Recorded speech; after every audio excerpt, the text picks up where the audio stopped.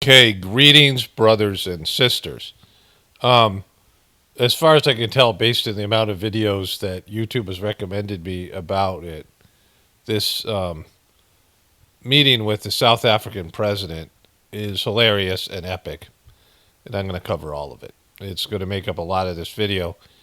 I'm also going to interweave various things with that, other elements, and I got about 11 or 12 different YouTube tabs up already that have to do with other things that I'm not going to get to, including Elon Musk disappearing about at the same time. Um, you know, it's every day is epic, and also inconsequential. Like it seems like it's a big deal, and it's not in terms of the grander scale of the collapse.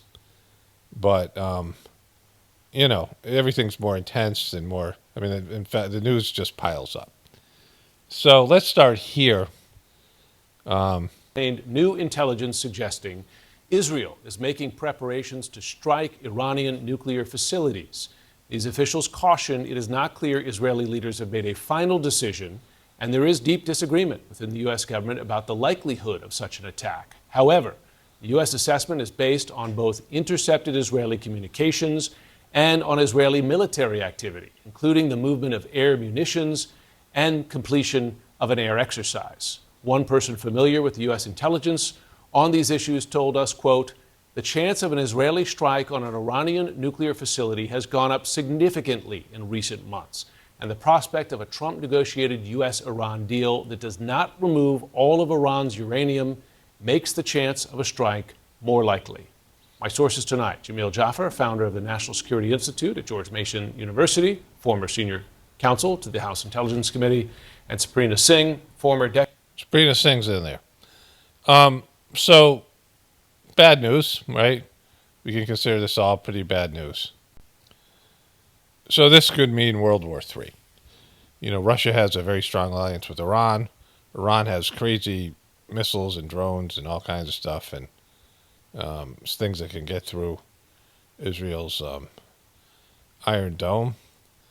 And, this could escalate into a war between Iran and Israel, which would escalate into a war between the U.S. and Russia, and the rest is history. So, and Israel's just, there is this narrative out there that Israel has been using the United States and wants to, well, like I said this in the beginning, this is Israel's chance. They're invading Gaza. Once they leave Gaza, or they have some sort of settlement or two-state solution, which they're never going to have, but once this thing ends, this assault on Gaza, then this is their chance to grab all of Palestine, and that'll go over whatever way it goes over the Middle East, where Palestine ceased to exist. They're already making incursions in the West Bank, and they're going to grab all of Gaza, which is the better of the two places, where that becomes Israel. And that Israel has been, parasiting off the U.S. and will, bankrupt the U.S. and whatever to the U.S. In this war, which will diminish the power of the U.S. and, they'll get U.S. to fight their war, and they'll grab all kinds of lands there in the Middle East, going back to the idea of the whole promised land, and have all this power and money. Like they'd have all this oil-rich, resource-rich, energy-rich, vacation-rich, all these types of things, lands, and then they would have, all the weaponry they would have. I mean, again, America going to war, leaving all that weaponry behind like they did in Iraq, in Afghanistan, all that kind of stuff, right? And so they would be a superpower, and Israel would be, one of the, if not, one of the most powerful countries. America would be diminished. So there, people who have this idea, this is what's taking place. And, everybody has their plan for being number one, right? Like if you're thinking about, let's say these were two football teams or two basketball teams, and they had formed some sort of alliance, right? And, you've had these trades. There was the trade that Dallas traded Herschel Walker to, I believe, the Minnesota Vikings, and they got like a haul, like 6 draft picks, high level draft picks, and some other things, which became their, they won a couple of Super Bowls after that, right? And so you have, everybody's competing to be a higher, like all these countries are competing, just like people are competing to be in a top spot, right? And, they form alliances with people who are higher up on the food chain, or countries in this case, and use those relationships to elevate themselves. And that's certainly possibly what Israel's doing, well, definitely what they're doing to some extent. And so, and it's kind of unfolding just like that. But if they bomb Iran, there's all these things going on. There's Pakistan and India. There's already, the war in Ukraine and the Gaza Strip stuff. And then there's like Trump's just doing all kinds of shit, right? Which we'll get into in a moment here. Deputy Pentagon Press Secretary and now a CNN contributor. Good to have you both here. Sabrina, would Israel strike Iran over U.S. objections? And we should be clear, President Trump has sometimes threatened military action as well, but there's been some reporting that he does not want to see a war in the Middle East. I think that's very clear that the president has made that he does not want to see a war in the Middle East. And I think if Israel were to strike Iran's nuclear facilities or capabilities, not only would that widen the perspective of war or prospect of war, but that also just flies in the face of what this administration is looking to accomplish with Iran, which is this tentative nuclear deal. At this moment, though, of course, Israel is viewing Iran as politically, militarily, and economically weakened. So they're seeing this as a chance to further weaken their capabilities. But again, that's really going to widen the aperture for potential war in the Middle East. An Israeli source told me, Jamil, that the Israeli position is essentially, if the U.S. were to make a deal that's a bad deal in their eyes, that just gives up too much and allows Iran to maintain too much of a nuclear program from the Israeli objective, then they might very well strike. Is that Israel's concern here, that Trump may so want a deal that he would basically resurrect, remember JCPOA? Well, this is exactly the problem, right? Yeah. I think the problem is that you saw Steve Witkoff in the Middle East a few weeks ago talking about allowing Iran to have 3.67% enriched uranium. That's a huge problem that looks a lot like the Obama nuclear deal that Trump got rid of. And Israel's... All right, so we see what's going to happen here, right? Trump is just looking to make deals so he can say, hey, look, I made a deal. Trump wants to be seen as a great negotiator. He slammed the Obama deal as one of the worst deals, and Israel's very happy about that.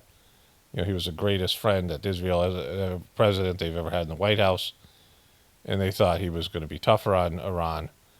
Trump wants whatever kind of deal that he can get with them. There's sanctions going on where kids are starving and shit like that for Iran's sake, and then, but Israel is going for it. Like I said when this began, if this dies down, right, if they don't get Gaza, if they don't get, all that they can get, especially now with Trump in the White House and the world being the way it is, this is like, it's now or never for them.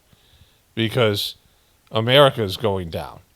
And as soon as America goes down, Israel is just sitting a duck out there. And they're hated by lots of various, neighboring countries, and surrounded by haters, and then all the bullshit they've pulled, and Russia and I don't China. There's no friends out there unless they make some kind of alliance with China or something. I don't know. But if America goes down, that's their only friend. And if Europe and America also, Europe and America would be their top allies. America being their real. The biggest ally. And this is it. Like, this is America's last go as a superpower, where they, are shielding Israel from their, the rest of the world's reactions to their bullshit, right? And so this is their only opportunity. Along with this, my wife just sent me this. Charles Kushner, Jared Kushner's dad, received a pardon from Donald Trump after being convicted of illegal campaign contributions, tax evasion, and witness tampering. He was confirmed to the U.S. ambassador to France last night. This administration is so morally bankrupt. Remember Jared, who's like, we're fucking the devil, like we're really obnoxious. Is there something wrong with the guy, right? Like, he would go into these parties, and you talk to somebody and say, all right, I'm talking to you, I want to talk to somebody more important. Like he said shit like that, like some autistic demon or something, right? And he bought 666 Park Avenue, like it's a building, like his own real estate evil development stuff. So this is also to be considered, right, as a part of what I was talking about. So a number of videos started to show up. I searched for this yesterday. After I kind of finished my last video, and I saw something on the news, or I was maybe eating, I don't know. I turned the news on, I saw a couple clips of Trump's debacle with the South African president.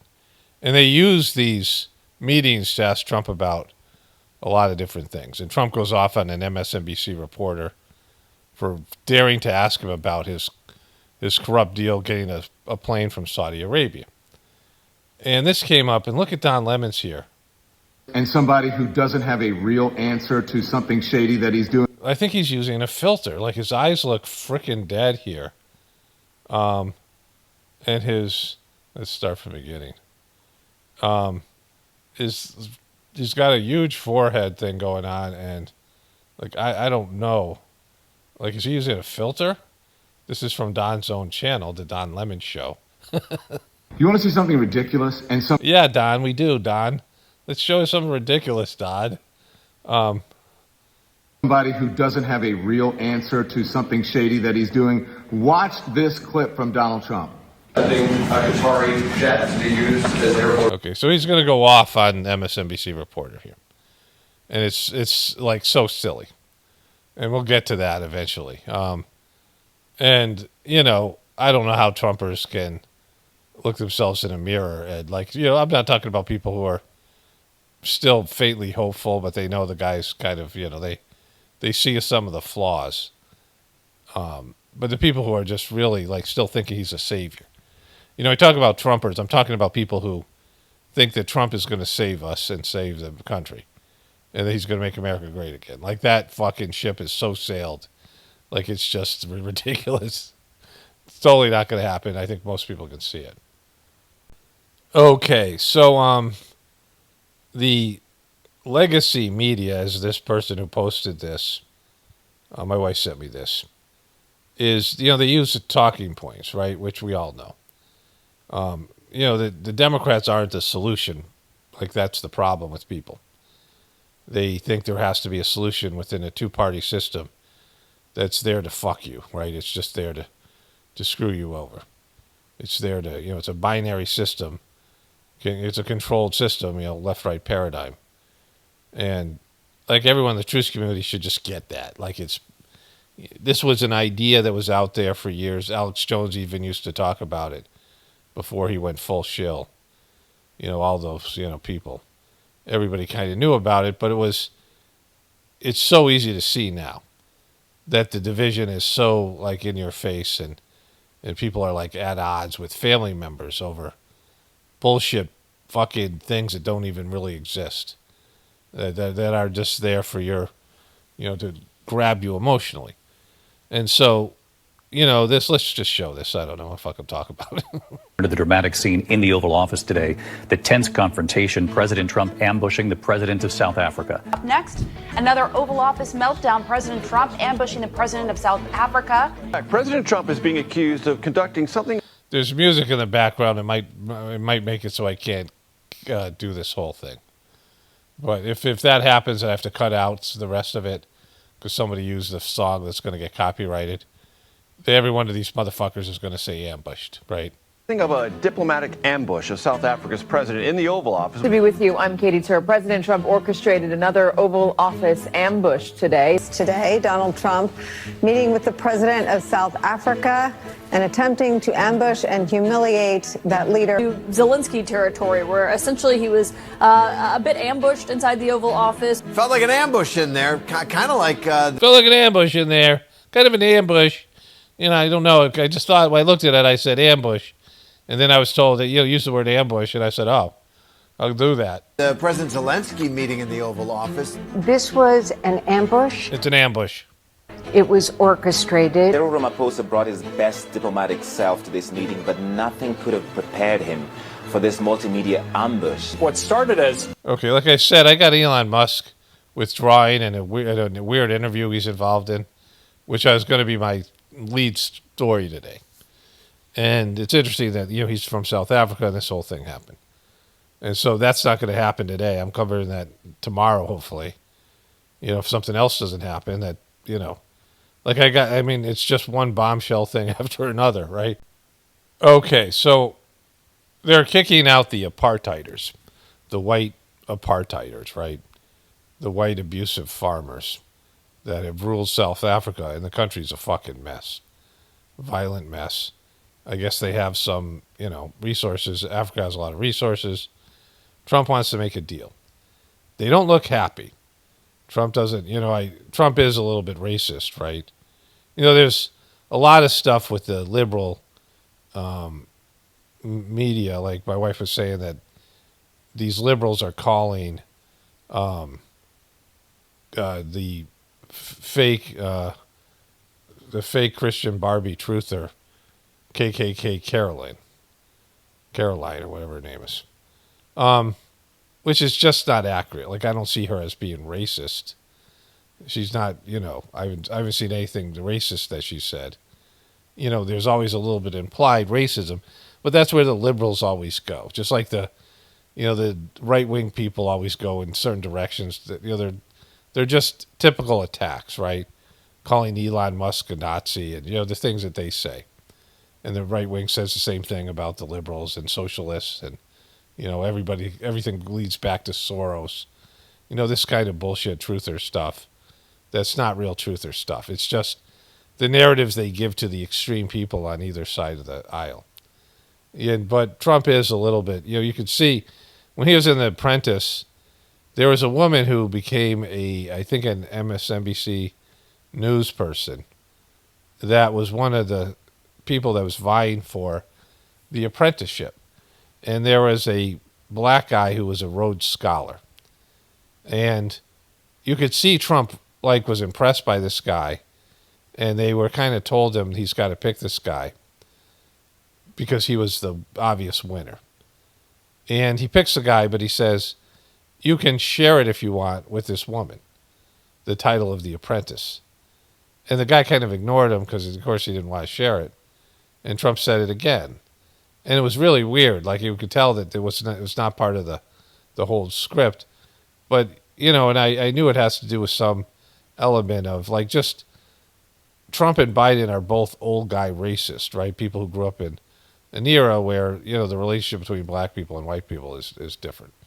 And so Trump, he embraced Kanye and some of these other, popular black figures that embrace him in the African American community. But he's not like the racist that the Democrats think he is, but he clearly has something, right? A negative view of black people. It's not like as flagrant as the liberals would say. And so he's invited all these white people who were abusive apartheid people, refugees, and he's thrown out all the other refugees. So it looks bad, right? And then at the same time, he's trying to make a deal with this guy, and neither one of them looks happy right off the bat here.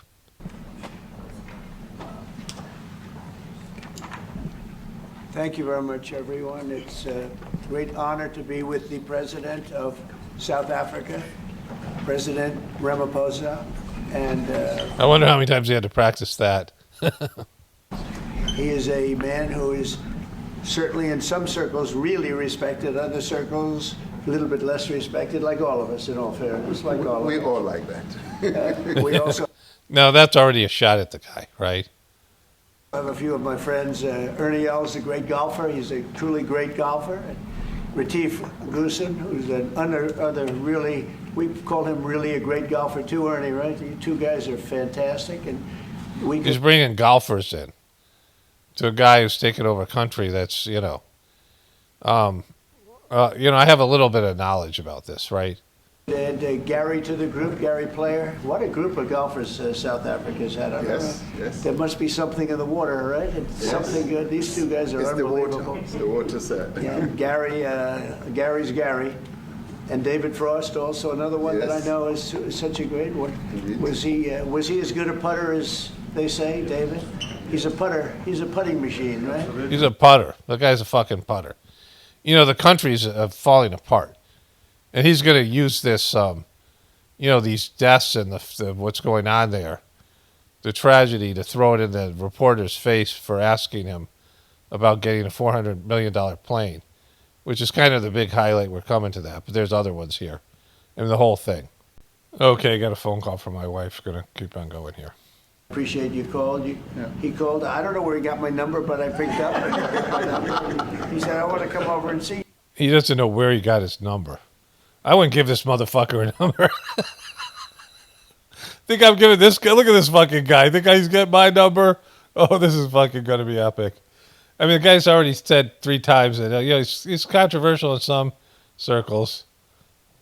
Where he got my number, but I picked up. He said, I want to come over and see you.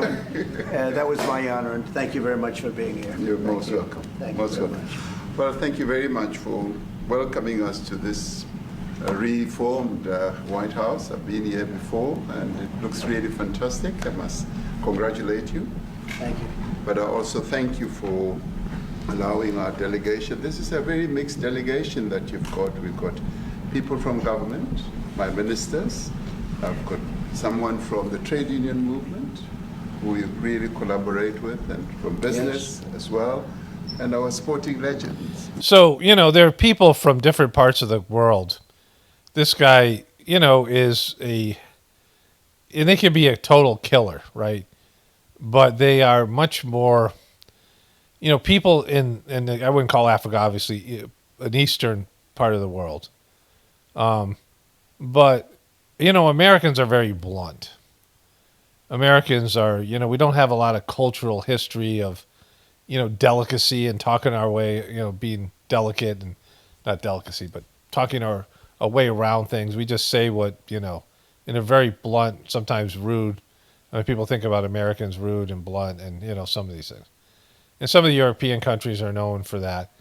But you have in these other countries, there's much more sensitivity to, talking about things. Like Master Charji, the third master of Sajmark system, talked about how, a husband would, in a delicate way, tell his wife there was too much salt in the food or not enough salt or whatever. He wouldn't say it. Like he wouldn't say there's not enough salt. Like he went this whole, and I can't really do justice to it. But this idea of, a lot of times there would be nonverbal communication and, these subtle things like you see in like, if you ever can sit through a Bollywood movie, the girl would make these coquettish, flirty eyes and, they do these Bollywood songs. I mean, it's just a different way of expressing things, where there'd be, there's this great book my ex read to my kids, and I listened into this, for homeschooling.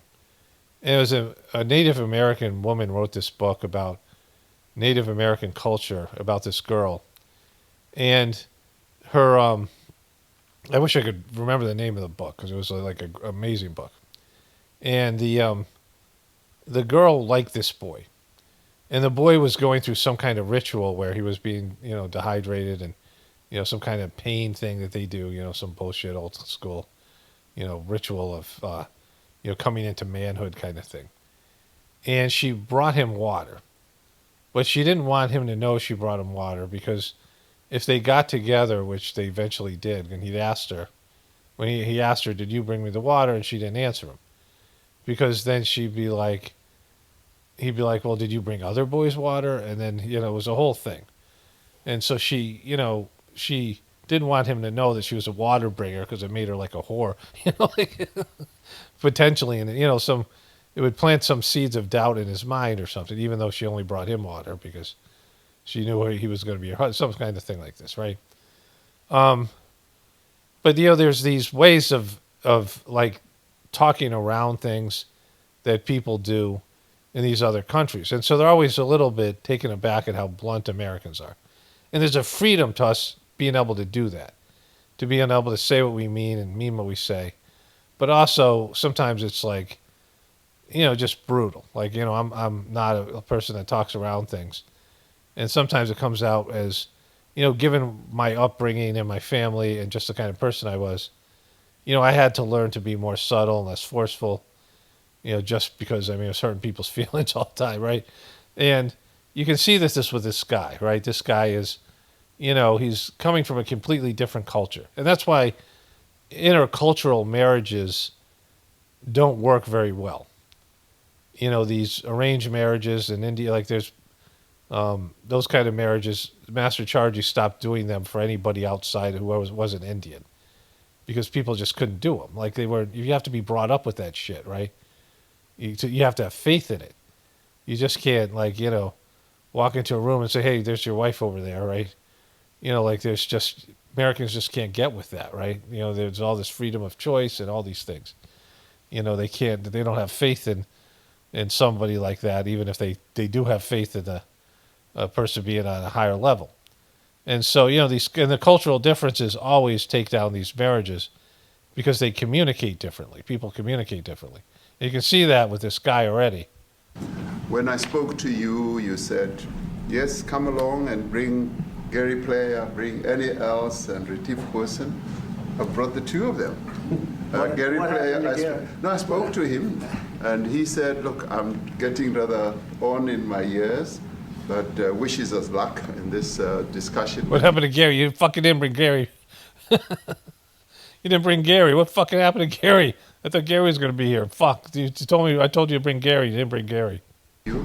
So it's a real joy. And I'd also like to thank you for allowing your people to start discussions with us at the trade level. I mean, we are essentially here to reset the relationship between the United States and South Africa. We are long-standing partners in many, many ways. We've collaborated in many fields, in space issues, in energy, and in trade, and we therefore need to reset that, particularly in the light of some of the announcements that you made on trade and investment. So we want to advance more trade between the two of us. Okay, so Trump should take this as this guy's willing to work with him. He wants to reset it. So, which is what Trump wanted to do. So they need to have a negotiation. Trump could come out of this thing with a win, but he's not going to do that because he's going to get all Trumpy on him. Because he didn't bring Gary Player. Where the fuck is Gary? Two countries, and our people now have been empowered by yourself and by myself to start engaging, and we hope that we will be able to fuel that engagement during our talks. And we also want to discuss issues that have to do with how we promote further investments in both countries. We've got about 22 companies from South Africa that have invested in the US. That's creating a number of jobs. And similarly, you've got almost 600 companies that have invested in South Africa, and some of them have been in South Africa for more than 100 years. That's true. So that's true. Where the fuck is Gary? Our links are really long-lasting, and we would like to recalibrate those relations between our two countries and discuss a whole range of issues, geopolitical, the work that you're doing to bring peace around the world, in Ukraine and in the Middle East. So we value that, and we are also a great contributor to peace processes that are going on around the world. And of course, you're seriously going to say that with your country's like fucking in chaos. We want to discuss how we can support each other. You are a much bigger economy than we are. We're just a tiny economy, but we rely on each other on a number of issues. We've got critical minerals that you want to fuel the growth of your own economy and reindustrialize. So we have that on offer, including rare earth minerals. So all that combination of opportunity and the products that we buy from you, as well as what we sell to you, I believe makes up a really good and powerful relationship, which we need to strengthen, which we need to engender. And that is really what has brought us here. And we are really privileged to have, great South Africans in the mix. As you said, you'd like to see them as well. And I brought you a really fantastic golf book. weighs 14 kilograms. Oh, that sounds good. And it showcases the golf courses in our country. Johann Rupert wrote preface, so did Annie Else. And I want to showcase our golf courses. You might remember when I spoke to you. I can't believe they're talking about golf.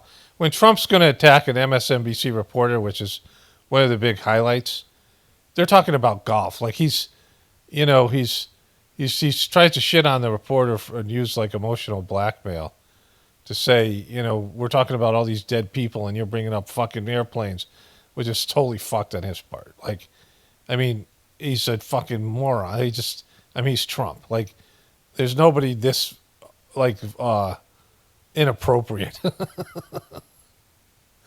But they're talking about golf here, right? When, their country's in crisis, the world is, all this shit's going down. And remember, Trump challenged Biden, said, your swing, I seen your swing. And he challenged to a golf game. And we spoke about golf. You said I should start practicing. And I've started practicing, President. So I'm ready. But let me end just the introductory remarks by thanking you. You may not recall that 5 years ago I spoke to you. There's nothing, if you ever want to listen to something like a takedown of golf, there's George Carlin's talk about golf. He talks about how it's and I can't do justice to it, the way he articulates it. I mean, these are, highly honed comedy routines. George Carlin was one of sort of a truther comic in different ways, they call it the American dream because you have to be asleep to believe in it. This kind of shit that he would say, right? And he gives this epic, I saw this thing with Louis C.K. when he was a piece of shit comic, like he just was a mediocre comic, and he was a big George Carlin fan. And I think he said this at his funeral or something. And what he realized was George Carlin would write completely new material every year and throw out all the old material, which was like insane for comics. And Louis C.K. had like one bit he would do for like 10 years. He would do the same shit. It sucked. It was like he was making a living, but he sucked. And he followed George Carlin's lead and started to write all new material every year. And what he would do is he would take his best bit from his previous year and start off with that in his shows, and like to screw with himself that he had to come up with something better than his best bit because he would open with that. Like it wasn't his closing bit, it was his opening bit, right? And so George Carlin had this thing about golf courses, and where he said, where rich people go to carve up this country, right? And it's just, he was saying we should give the golf courses to the homeless. It was like a whole thing. It's a kind of epic, comedy bit. Well worth listening to. But, golf is just so fun, and I dislike golf. And I can hit the ball pretty far. Like when we go to Top Golf or something like that, driving range, sometimes. Like I don't, my swing isn't honed enough. A bunch of my buddies play golf, used to play golf, my old basketball buddies. My brother played golf intensely for a while. My dad played golf, but he sucked at it. And I love golf courses. They're beautiful places. Like I like to be on the golf course. But what generally would happen is I'd hit the ball and I would hook, off the tee with a driver. Sometimes I'd connect and hit like a really good shot. But mostly, I just never understood which club would hit. I couldn't consistently hit the ball where I need. Like you're supposed to know what length you have with each club, and hit pretty consistent shots. And so I would usually hit it shorter than I thought I was, and then I get close to the green, and then I connect and I drive it like way over the green, like into other people and shit. Like with I do a chip shot that I thought was going to be a little chip shot, and I connect in some way, and it was just like fucking frustrating, And the game itself is so time consuming, like you have to play a real lot to get good at it, right? And it's really expensive, and it's elitist game, and it takes this pristine land, stuff that could be. Grass is food for cows. Grass is food for animals, and this, pristine farmland often. And so, it's just pretentious, and It's elitist. And, South Africa is trying to get away from that shit. South Africa's trying to get away from that shit, right? I just saw the microphone blip out for a second, so I repeated that. But here, let's get into it. During the COVID period. Right. And it was at a time when the whole world was going through a really cathartic moment. Right. And we asked for assistance, and you were able to assist us with respirators.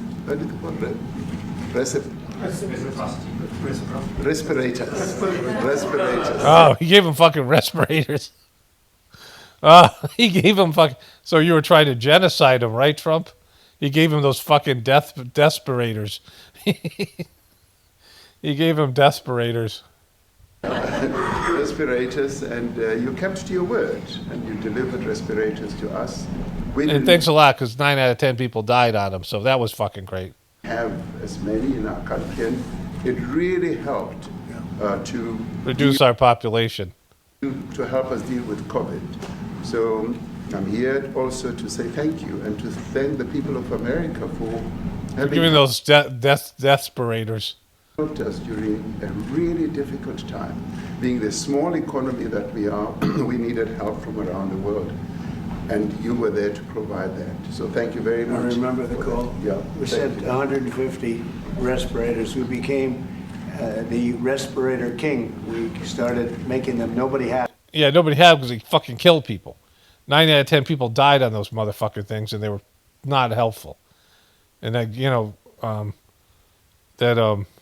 told you about that story recently where my wife's friend husband got, he went in with like a, little bit of congestion, maybe a little bit of bronchitis. They misdiagnosed him. They threatened, they said, if you guys leave the hospital, he'll be dead with a heart attack. They diagnosed him with COVID. They pumped him full of blood, which flooded his lungs, made it hard for him to breathe. And then they put him on a respirator and it killed him. That happened like a month ago. And so I was like, they're still doing that shit, right? I mean, it came out, 9 out of 10 people weren't surviving fucking respirators. And he's fucking bragging about it. And this guy, what happened to those? I mean, did you not use them? Because fucking, Adam, we had very few of them. That's right. But they were very helpful. But we sent 150, and I appreciated the letter. You wrote me a letter. That's right. Yeah. Thank you. I appreciate that very much. Thank you very much for that. It really touched my heart after I spoke to you, and you delivered. So, great honor. Thank you very much. Thank you. Yeah. Any questions, please? Okay, so that's fucked, right? So that's just the introduction. Now, this is there's almost an hour left. This is already epic. I'm going to try to get through all of it today, but that's just brutal. Mr. President, we welcome white Afrikaner refugees here. Can you explain to Americans why it's appropriate to welcome white Afrikaners here when other refugees like Afghans, Venezuelans, Haitians have all had their protected status? Okay, so Kristi Noem was asked about this. I got a little bit with her coming up, just a short little thing, and it's not that. But she was asked about this program where there was these guys from Afghanistan, these people who were, risked their lives to support Americans' bullshit war there. And now they're being sent back to Afghanistan as part of some kind of a Trump fucking program. I don't know what it is. And so, refugees from around the world are not, Trump is making an anti-refugee policy. No matter what he says, that's what's happening. And then he starts letting in these white South Africans who are wealthy, plantation owners, right? Well, this is a group, NBC, that is truly fake news. They ask a lot of questions in a very pointed way. They're not questions, they're statements. We've had tremendous complaints about Africa, about other countries too, from people. They say there's a lot of bad things going on in Africa, and that's what we... I mean, all of Africa or just South Africa? It's a huge fucking place, right? With a lot of rare earth minerals. I mean, they're loaded with fucking resources that all these countries want. That's why Libya was fucked, right? But he's already going after the news. It's a legitimate question. It's a legitimate fucking question. And MSNBC and NBC do suck. They're probably the worst of the three big networks. They're probably a little bit worse than CNN. They're certainly more biased and more hateful towards Trump. But you've made them relevant by being a piece of shit, right? Like they are, they do suck, but you made them not suck anymore. Because now they don't have to suck because you're giving them, they're giving them real news, real talking points. We're going to be discussing today. When you say we don't take others, all you have to do is take a look at the southern border. We let 21 million people come through our border, totally unchecked, totally unvetted. They came from all over the world. In many cases, they're criminals. They come from prison. That's not but that's not refugees. Refugees are people who are going to be killed in their country that you take in. And usually they're people who are of substance, right? They're people who, have some sort of abilities. They're higher developed people in some way because the government's going after them and trying to kill them. Either they are successful in one way or another, or they're deposed politicians, or they're political, they're political adversaries of the current regime, or they are people, scientists, and people who are whatever it is, like somebody that their government's targeting or abusing, or ethnically cleansing people from a country. And so there's refugees, political refugees, religious refugees, all these things that are being persecuted in their country.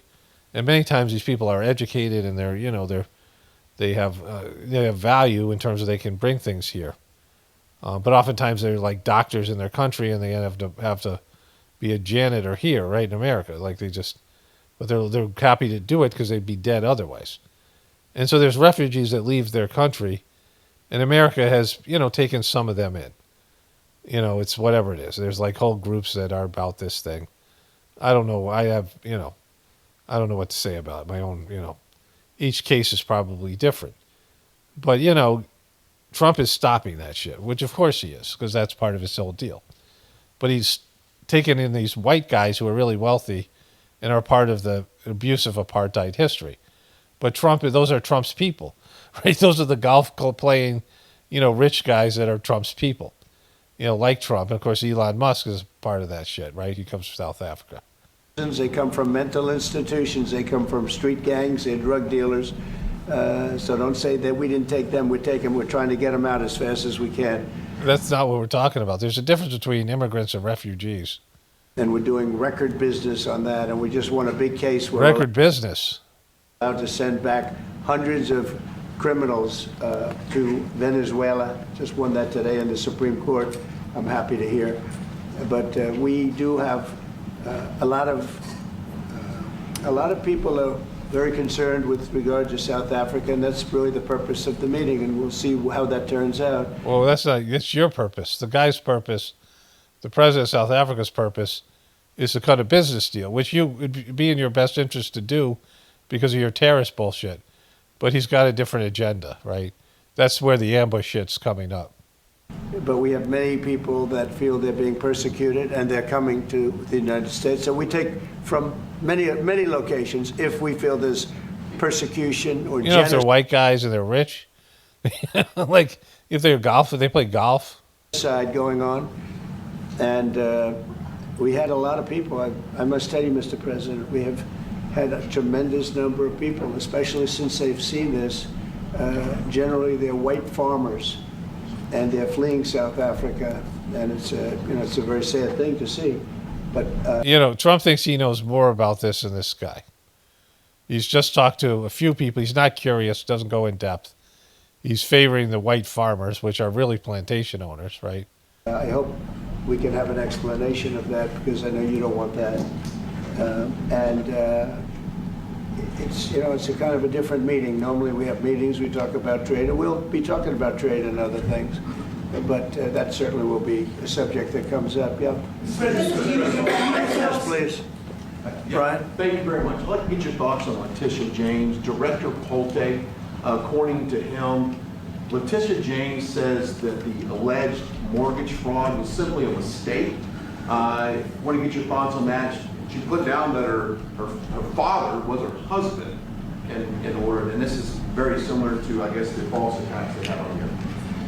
Well, I don't know what it is currently, but Letitia James, who's the Attorney General of New York State, it seemed, I'm not involved in that at all. I know that it's being handled by various groups, I guess, but it's pro-Trump groups that, do my bidding, but leave me some whatever they call that thing, where you're not accountable, right? Plausible deniability. Major fraud, mortgage documents, and fraudulent everything. I think she said the father was her husband, which she had to have a husband, or so she chose her father, and she put it down. And she had didn't she sign in Virginia? Yet she said she lived in Virginia. Yet she's the New York State Attorney General. She did that for tax reasons, so she could take advantage of taxes. And she had the wrong number of units. She had a much different number, which wouldn't. So this is, I don't know anything about this story, but I know Letitia James went after Trump, right? And now Trump is, it sounds like setting the IRS on her, which, you know, is classic Trump. Have allowed her to qualify. You know, if you're a Trumper, you should be like, that's not cool. I mean, if you're a Biden person and Biden does this to somebody, like, these are just things that, you know, it's an abuse of power.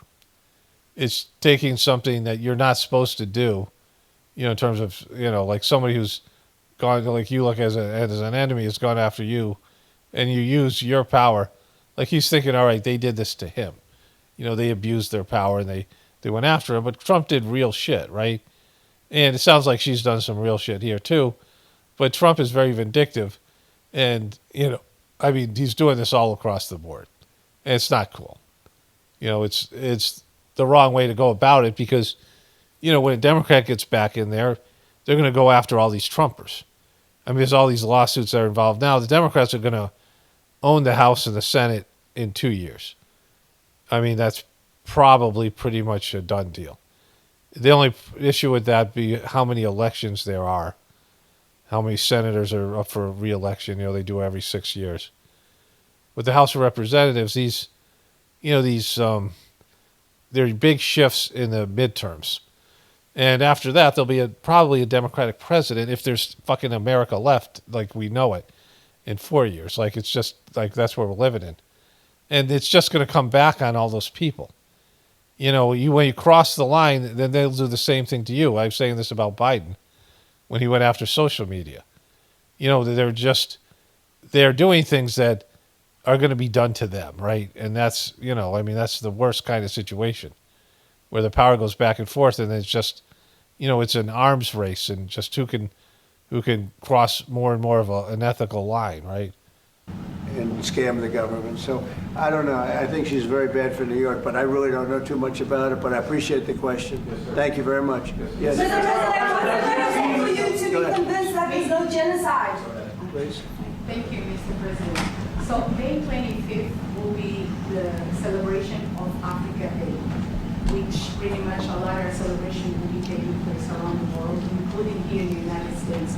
What is your message to the entire African continent, African people in this important occasion?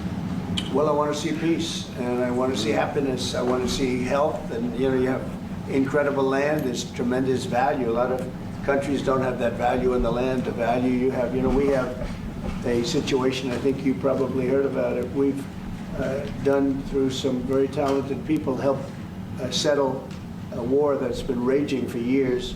Rwanda and the Congo, and I think we've done it. Believe it or not, I think we've done it. And could you just say a few words about that, my friend? Yes. A couple of weeks ago, the two parties signed a declaration of principle in which they agreed on the way forward, and they have both submitted draft peace agreements, and we. Oh fuck! This guy's here. That guy, fucking Miller, is one of the worst. We have put together one that incorporates both of their suggestions, and we've given it to them. So we're in the process of finalizing Looking this. good, right? Looking very good. No, we have to thank you for even those efforts, because the African continent, particularly SADC, our Southern African Development Community, has for years been seeking to foster peace in the Democratic Republic of the Congo. So all efforts, including those from outside the continent and inside the continent, are really worthwhile. We are removing our troops from there so that peace can then prevail in that whole area. And we hope that with the support of the international community. So there's this thing called Coney 2012. This is back when I was first doing truther videos. And, it must have been, I don't know when it was, 2011, 2010. And there's this guy named Joseph Kony. And they wanted to go in, this thing was called Africon. And America and various European countries wanted to go in and strip these places of their resources, right? And make deals with corrupt governments that favored Western countries, which is probably what's kind of happening here. And there's a lot of these bloodthirsty warlords out there. And what they do is they take kids who are like 12 or 13 years old and turn them into soldiers at that pivotal time where you're, adolescent and pre-adolescent. And if you turn them into soldiers at that time, they become bloodthirsty killers. They don't have any moral compass. They're militarized, they're activated at a time when they're not ready to handle those kind of things, and they end up being these bloodthirsty killers. And they've learned this, right? And there's this guy, Joseph Kony, who they call Cone in Africa, or wherever he's from, might be the Congo. And he was one of these bloodthirsty warlords. But who he was up against was just as bloodthirsty, like the leadership, the government. And the Obamas and these other people put out this Coney 2012. It was a fake, like CIA,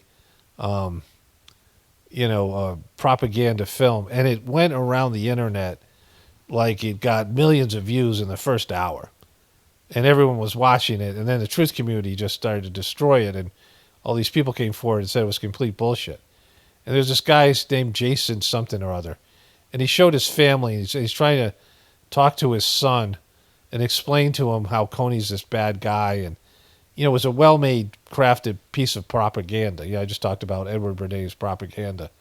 And this is the early stages of YouTube and the internet when, it was being misused in this way. And it got 50 million views in the first day. And then it was pretty much, talked about how it was just like not true or it was not accurate. And there was this idea that America had to go out and get this guy Coney, but what really was bringing American troops to a place that had a lot of resources. And, Obama was a favor of this, because he's a scumbag.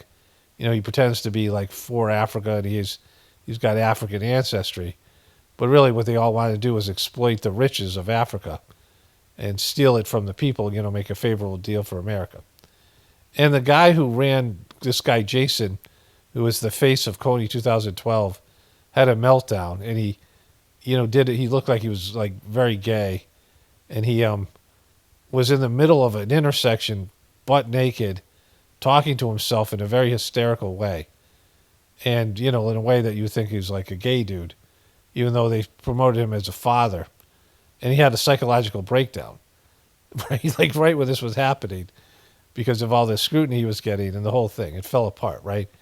But, there was this thing called Africon, which was this idea of America and other countries exploiting. Of course, this happened with Gaddafi and then stealing their resources. There's lots of minerals, of course, gold and diamonds and shit, and there's this attitude of going there and exploiting the people, having like slave labor to take these precious resources, like lithium and things that are needed for computers, these rare earth minerals, right? And that's, part of this whole thing. We will really have peace in that area. It's so vital, it's so important for the whole region. Well, we sent our people there, and I think we did a very good job, as headed by my friend. And that was great. That was great. I mean, I'm just hearing phenomenal reports because all I'm hearing is death, and they're chopping heads off, and it's horrible over there. And they're head choppers.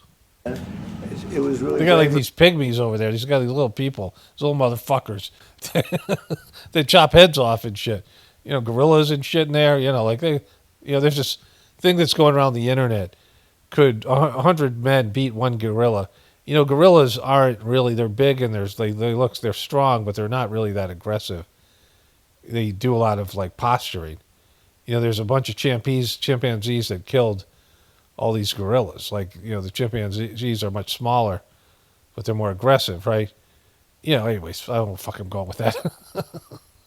Of you to go there, and I really appreciate it. And it looks like we have something very, very substantial. We also talked about trade with them in terms of rare earth and all, but really more for it's like if you take a look at what we just did with Pakistan and India, we settled that whole thing, and I think I settled it through trade. We're doing a big deal with India, we're doing a big deal with Pakistan, and I said, what are you guys doing?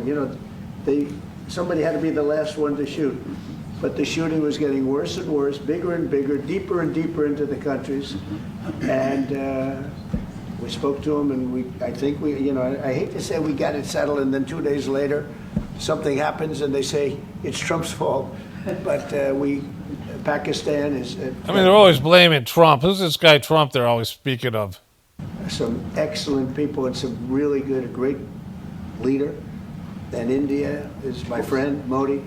And he's a... Modi? Friend? Yeah, he's a great guy. And I called them both, and we just did something good. We're trying to settle Russia, Ukraine. Spoke with President Putin for 2.5 hours the day before yesterday. I think we made a lot of progress, but that's a bloodbath. 5,000 people are being killed a week. 5,000 soldiers a week. Not in white guys. They're fucking white guys over there. People in cities and towns that are also white motherfuckers being killed over there.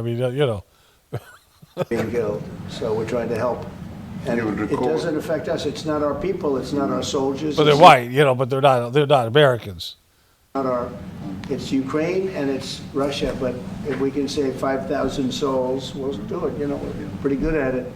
But that's a bad situation. That is a really bad situation. Well, you'd recall when President Zelensky was coming to South Africa, that's when I spoke to you. That's right. We both agreed that we need to push the peace message so that there can really be peace.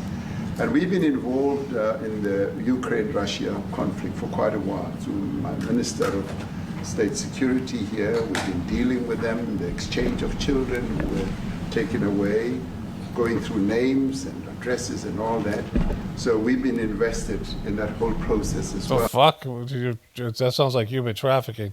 And the moves that you're making are fully supported by us because we would like to see the end of that war.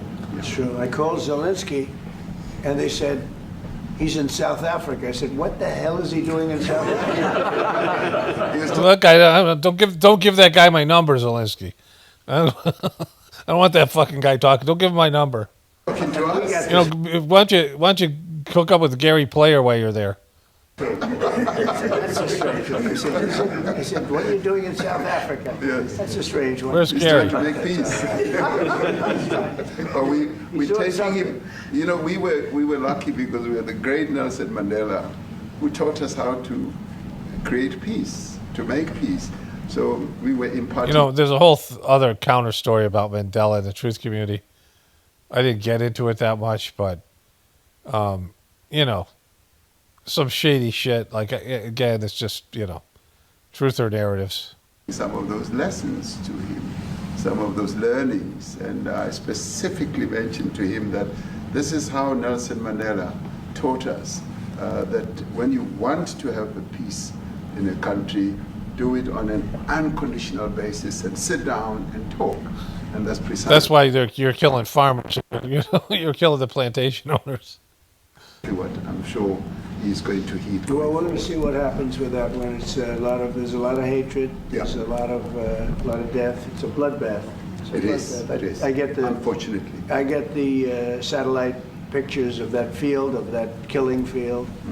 You never saw anything like it in your life. It's horrible. It's horrible. It's fucking horrible. White guys down there. There's like there are a bunch of them. Not Americans, but still. Thing that goes on, but I think we've made big progress. Not you. He's like fucking. There must be the MSNBC reporter because he's gonna. Yeah, please go ahead. Thank you, Mr. President. No, not you. Right here. He's from South Africa. Go ahead, please. What are you expecting on the ICJ case? Are you expecting South Africa to drop that? Is that what you're trying to do? On which case? The ICJ the International case is Criminal Justice. International Criminal Court. I don't expect anything, to be honest. I really don't. I don't know. It's they've got a case. There's a lot of anger there, tremendous anger. I don't expect anything. We'll see what happens. We'll have a ruling, and who knows what the ruling is going to mean. Yeah. On that subject of Gaza, Mr. President, are you going to be speaking to Prime Minister Netanyahu about Israel's renewed offensive there? There's been a lot of concern from European countries. The Pope has expressed concern. Are you going to be asking Prime Minister Netanyahu to... Look at they're focusing on him. This is the AP. They're going for a close-up here as he's asked about Gaza, and then Yahoo and him aren't talking, right? Tone down the offensive in Gaza to let more aid in? Was that a question or a statement? This guy, you never change. Mr. President, this time, what would it take for you to be convinced that there's no white genocide in South Africa? Well, I can answer that for President.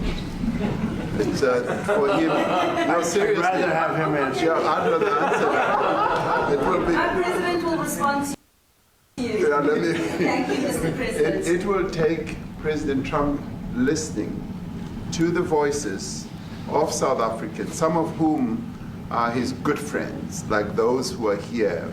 When we have talks between us on the around a quiet table, it will take President Trump to listen to them. I'm not going to be repeating what I've been saying.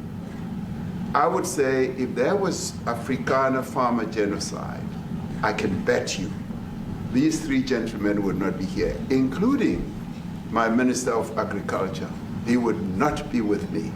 So it'll take him, President Trump, listening to their stories, to their perspective. That is the answer to your question. But, Mr. President, I must say that we have, wait. We have thousands of stories talking about it. Okay, so this might be the ambush part. I have a couple of stories of my own experience with this, limited experience. Some of it with South Africa, some with one of these island countries. Anyways. Sure. And we have documentaries, we have news stories, and that. Is Natalie here? Somebody here to... Where's Natalie? Where's Natalie? You didn't bring Gary Player, but where's Natalie? Where's Natalie? Is Natalie anywhere? Natalie! Come on, Natalie! I could show you a couple of things, and it has to be responded to. Yeah, sure.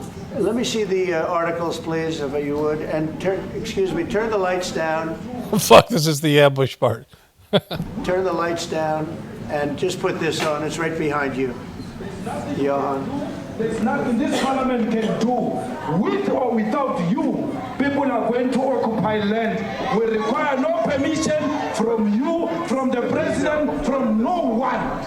We don't care. We can do whatever you want to do. Who are you to tell us whether we can occupy land or not? We are going to occupy land. South Africa occupy land. That's who we are.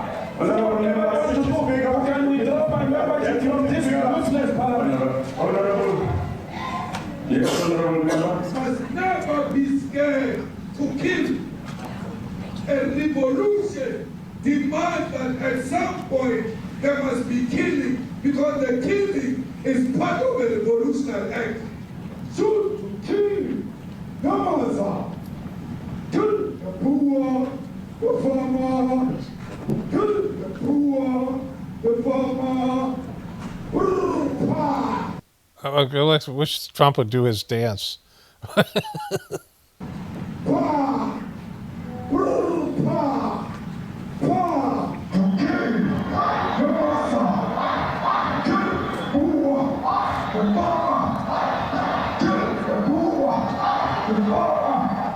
man of DJ in PE is a white man. So these people, when you want to hit them hard. Yeah, let me do the closed captions. Somebody said something about the white man. The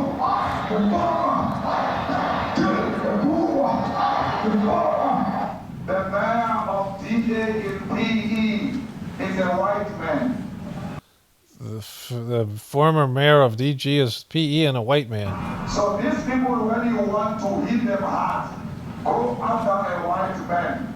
They feel a terrible pain. So if you want to heal your heart, you go after a white man.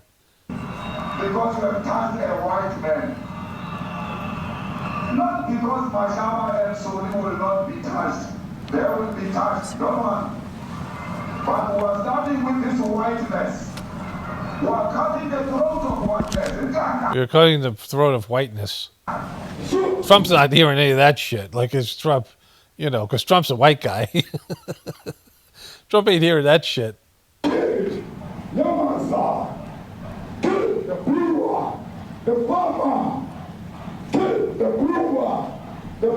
Get the blue, get the farmer.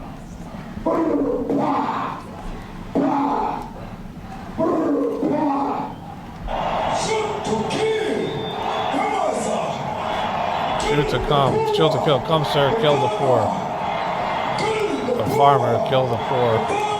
The farmer. Okay, dude's getting uncomfortable. I don't know what's going to happen in the future. I'm saying to you, was not called for the killing of white people, at least for now. I can't guarantee the future. Yeah, but I mean, you understand somebody watching that, especially as it gets shared on Twitter, they freak out. It sounds like a genocidal.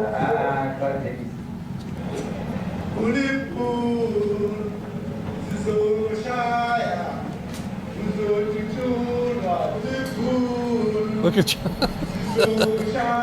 It's so fucking weird. Like, Trump is just, again, like, you know, he's humiliating this guy. The guy came here for a trade deal. And, you know, there's white farmers. And Trump just one-sides everything, right? Because, you know, there's people being abused all over the world by Trump's friends. Like, people Trump wants to be a part of. Golf-playing motherfuckers, right? You know, Trump values wealth more than anything else. You know, if you're wealthy, I mean, in terms of his racism and his prejudice, he likes these wealthy people. Like, people give him fucking plane, like in Qatar. The Qataris. That's what Trump values. Like, Trump's people are rich people. Trump, you know, there's all these dopey Trumpers that think Trump is anti-elitist, but Trump is the most elitist person ever. He loves rich people. That's why Elon Musk came into his thing, right? Into his fold. He loves rich, successful people. Trump values money and prestige and the hierarchy of wealth and golf and all these other things that go with it, right?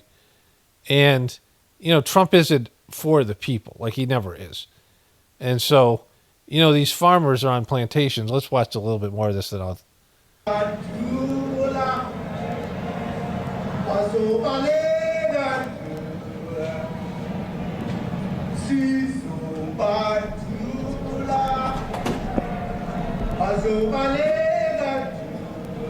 Okay, we get the idea here.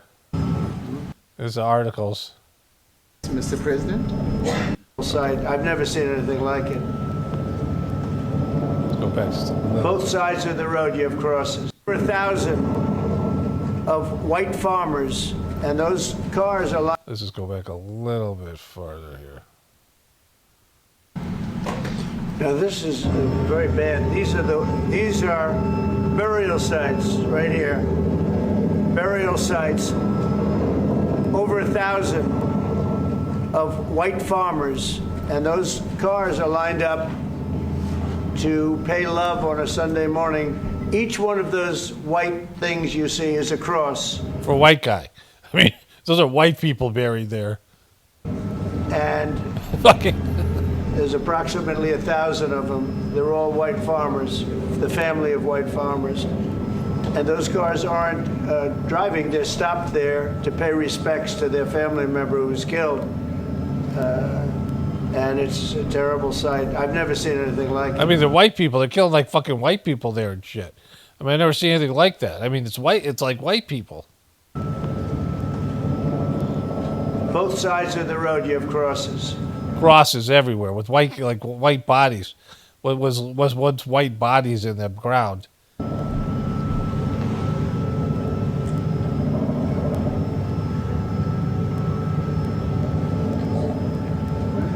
Those people were all killed. Killed, white people. I mean, you know, I can't say it enough. Have they told you where that is, Mr. President? No, I'd like to know where that is, because this I've never seen. But okay. I mean, it's in South Africa. That's where. Somewhere. I don't know where. I don't know. Could be Nebraska for all I fucking know, but it's white people at the ground. We need to find out.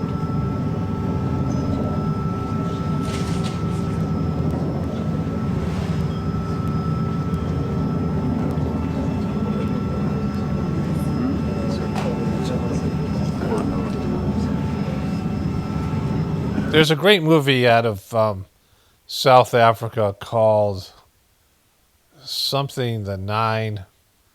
I'll look it up in a bit. And it's these crustacean-like aliens that come down to America, but they're like they're like slaves that were in some broken down spaceship, and they come to America, to South Africa, and it's a great movie. It's actually kind of a love story. It's like a massive, like is it in Johannesburg? I'm not sure. I'm pretty sure it's South Africa. And I guess that's a city there. But an amazing movie. District 9, I think it's called. So, apartheid is fucking brutal.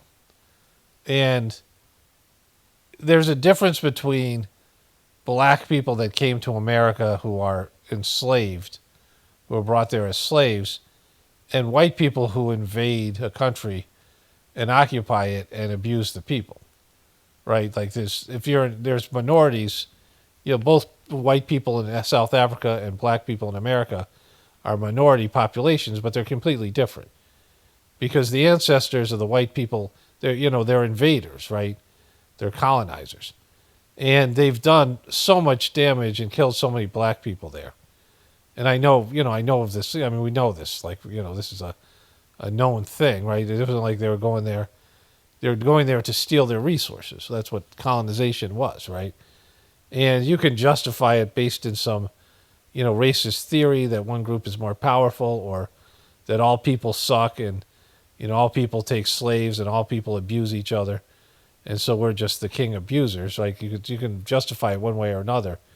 But that's the case. If you look at it's just like with the difference between Israel killing 40,000 Palestinians and that bullshit story, whatever it is about, the hostages and these other things that may or may have some truth to it, but the numbers don't lie. There's hundreds of thousands of Palestinians who've been killed in the conflict because they don't have a military, and a few thousands of Jewish people. There's an oppressive, the numbers don't lie, right? And you could always find bad shit that both sides did, like Trump's finding here. But the numbers of white people killing black people in South Africa, we know it's apartheid, right? Like it's not the white people are good and treating them nicely. And these golf playing motherfuckers who Trump favors, right? Those people.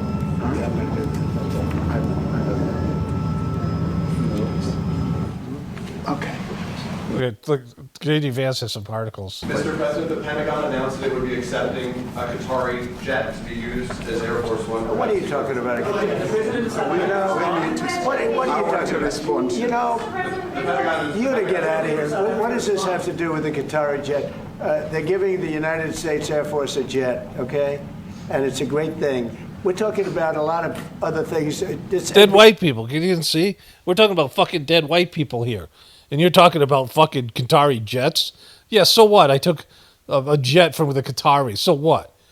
I tell everyone it's for the Air Force, but it's really Air Force One, so it's for me. And then when I'm done, it's going to be donated to my library. So it's a present for me. But what are you doing? There's dead white people here. NBC trying to get off the subject of what you just saw. You are you're a terrible reporter. Number one, you don't have what it takes to be a reporter. You're not smart enough. But for you to go into a subject about a jet that was given to the United States Air Force, which is a very nice thing. Very nice thing. No strings attached. $400 million. $500 million. No strings attached. It's a wonderful gift from generous people of Qatari, the rich people over there. They're almost like white people over there. He also gave $5.1 trillion worth of investment. That's how generous they are over there. To the jet. Go back.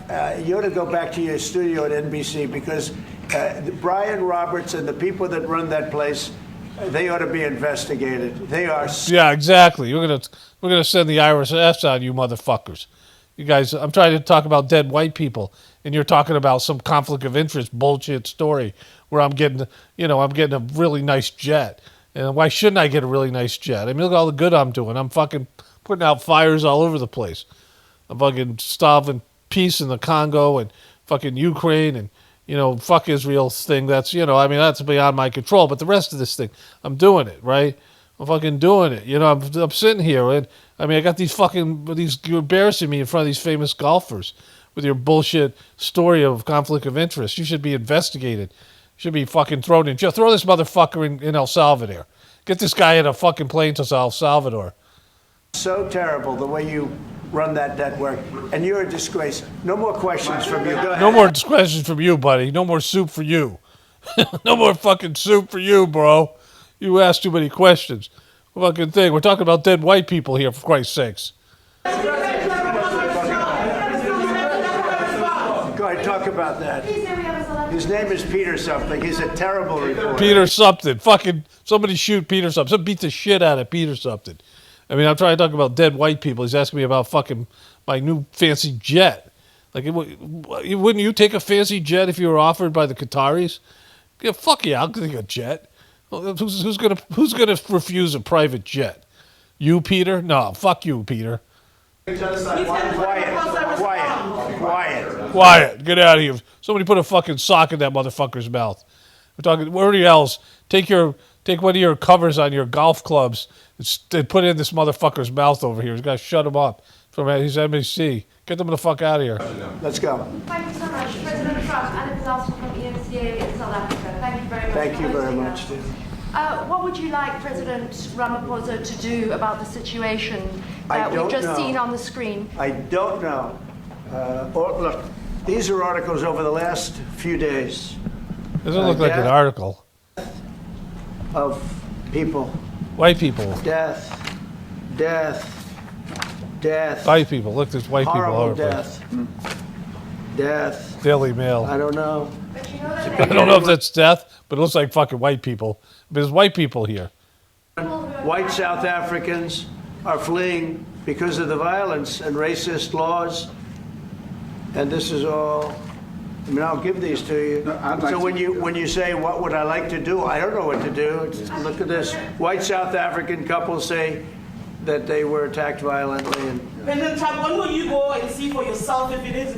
Well, I could do that. Look, here's burial sites. I'm gonna go there. I'm gonna go where the white people live, like I always do, like golf courses and shit, and see if there's any of these white guys in golf courses. White golfers. Where are they going to go? The farmers, yeah, but what if they start going after the golfers? They're plantation owners, they're not fucking farmers, right? I got to eat lunch, and I want to come back and tell my stories. Let's get to... All over the place. These are all white farmers that are being buried. Fucking white farmers, it's white farmers. Not black farmers, white farmers. Just, it's the big deal here.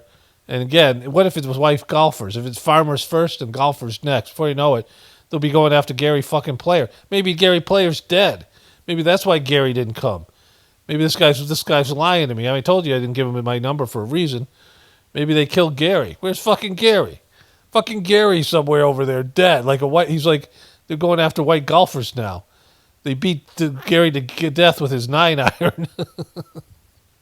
Okay, so I'm switching over to a voiceover here. Just for these stories, I'll get back to. This is going to be a long video because I'm only halfway through this debacle of a press conference. But, this person that posted all those clips of MSNBC, not what he called legacy media. That's the new term from the Trumpers. Trump was busting out legacy media from these pictures, Daily Mail, some of these other, media companies. And he doesn't say legacy media about Fox. He watches Fox all the time, right? And so none of these people, you're all fake fucks. You're pretenders. You're posers. You're nothing. You're not real truthers because it's all shitty media. And just because it's shitty media and they're saying talking points doesn't mean they're wrong in Trump's case because there's a fucked up thing he's doing with this guy. Trump is a non-curious person. And he has whatever sources he has. He gets a little bit of information and he thinks he knows everything. I mean, there's lots of people like this, but he's not a deep thinker. He's not somebody who is introverted or internalizes things, which it takes to be somebody who's a truth seeker, because you have to confront your old bullshit, right? He's constantly reacting poorly to being treated the way he treats other people. Let me see if I had that comment I read the other day here.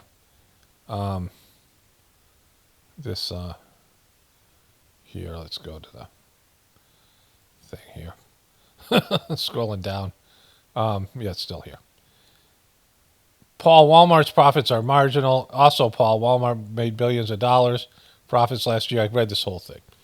The person's complaining about various things the real reason they're upset at me is that I am saying things about Trumper. Paul is wise, no doubt, but but he doesn't understand the kindergarten concept that deleting and filtering your comment section hurts that engagement and his money. If this channel isn't about money, then why is he complaining about much he makes all the time? This is all like wrong thing. The things that aren't true, right? Because I never said it wasn't about money. Like, it's partly about money. It's partly about spirituality. And it's partly about truth.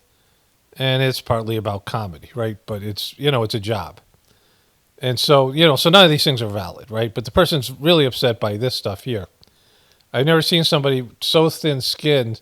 Some Trumpers challenge him. In the comments now, we have to endure weeks of Trump bashing because his ego's hurt.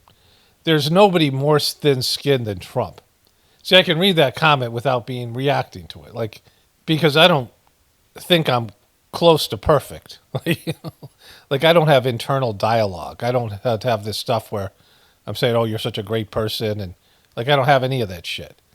Like, good, bad, or ugly. Like, I know that where I could be doing better in terms of service to God, in terms of commitment to God, in terms of other things. And I recognize that, I have flaws that if I really address the flaws, it would take all my energy, right? Like, being sloppy, the various things. Like, I'm only going to be so good at certain things, filling out forms and things. Luckily, my wife does a lot of those things, which takes a big burden off of me, things like that, right? But there's, I recognize where I have weaknesses. I recognize my character flaws, all these things. When I'm introverted, I look inward. But when someone writes a bullshit comment like this, it just gives me a chance to mock the person. Because this person's saying I'm thin-skinned. Trump is the most thin-skinned person ever. When he comes out, he says, somebody asks him about, and I can see where he reacted to the timing of it, because he's trying to fuck this guy over and ambush this guy from South Africa with his bullshit story, like he's, self-righteous. Like Trump thinks he has a point. My dad had two friends. My dad, Sicilian, half Albanian, which was prejudiced against in the 20s or 30s, wherever the fuck he went to college.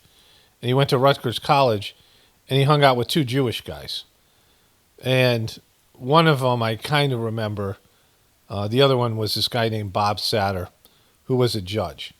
And my mom went to take care of my grandparents in Florida when I was in high school or junior high, like something like that. I was older.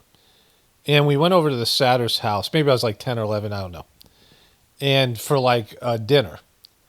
I don't know if it was Passover or just a regular dinner. And they had 4 kids that were the same age as my parents' kids, right? And, so there's some sort of connection between the family. I didn't see them that much. And they seemed like, nice people. And we're at the dinner table, and they're talking about something to do with, I think his kids might have been, some of them been lawyers. He's a judge, this guy. And my dad says, in a very disrespectful way, that Bob Satter had let off a rapist, and my dad was upset about it. He read some shit in the paper about it or something. And, it was probably, it was more complex than that, right? But my dad said this thing, and it made the room really uncomfortable. And I was only half fucking paying attention because I didn't give a shit about these things, right? But I'm like, and I'm not a social person. My brother and I would joke about being socially awkward. And my dad was even worse. My dad was narcissistic and whatever. But I knew like what he did was inappropriate. And whatever age I was certainly not in high school. So I was, probably in 7th or 8th grade or maybe even 6th grade or something. And I knew this was inappropriate. I'm like, you don't do this in front of the guy's family. If you have a problem with your friend, you would go and say, look, I read you let out a rapist, and, I'm kind of shocked by this. What's your the story? My dad said it with a lot of force and judgment. And we get in the car, and I'm like, what the fuck was that? Because I swore it's my dad. I'm like, what the fuck was that, right? He was like, my dad's like, oh. But I'm like, that was fucking uncomfortable. Why'd you drag me into that fucking mess? And that's what Trump was doing to this guy. He was accusing this guy of allowing white farmers to be murdered, and what the fuck are you going to do about it? You want a business deal? What are you going to do about these white farmers?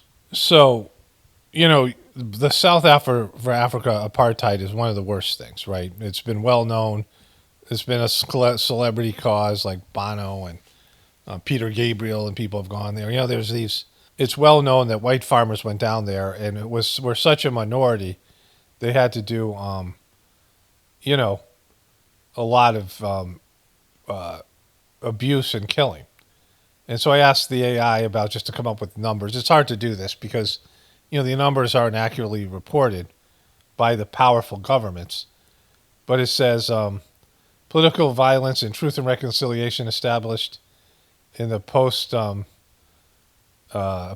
South Africa found that approximately 21,000 people were a result of political violence between 1960 and 1994. So 21,000 people, as opposed to 1,000 white farmers now, right? And how many black people had died over the years because of colonization in South Africa, which I'll follow up with a question. In 1948 and 1989, there were 7,000 deaths, 14,000 deaths, and 22,000 injuries occurred. In 1990 and 1994, the Sharpeville massacre, 69 black people, 180 wounded. In 1960, the Southtown Uprising, 1976, hundreds of black students were killed.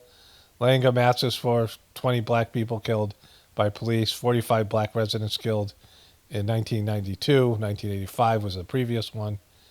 Poor living conditions, forced removals and segregations into townships often resulted in inadequate housing, sanitation, and health care. Malnutrition and disease, limited access to resources and health care contribute to higher tax rates of preventable diseases and infant mortality. Exploitation and dangerous labor, the migrant labor system and discriminatory employment practices led to injury and death in mines and other industries.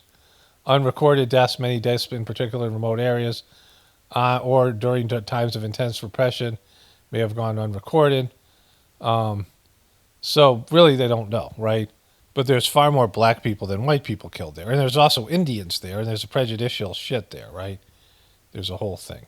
In conclusion, while a precise number cannot be determined, the total deaths of black people in South Africa as a consequence of white colonization over the centuries would undoubtedly be a tragically large number, accompanied with both direct violence and a multitude of indirect harms caused by the imposition of discrimination and exploitation.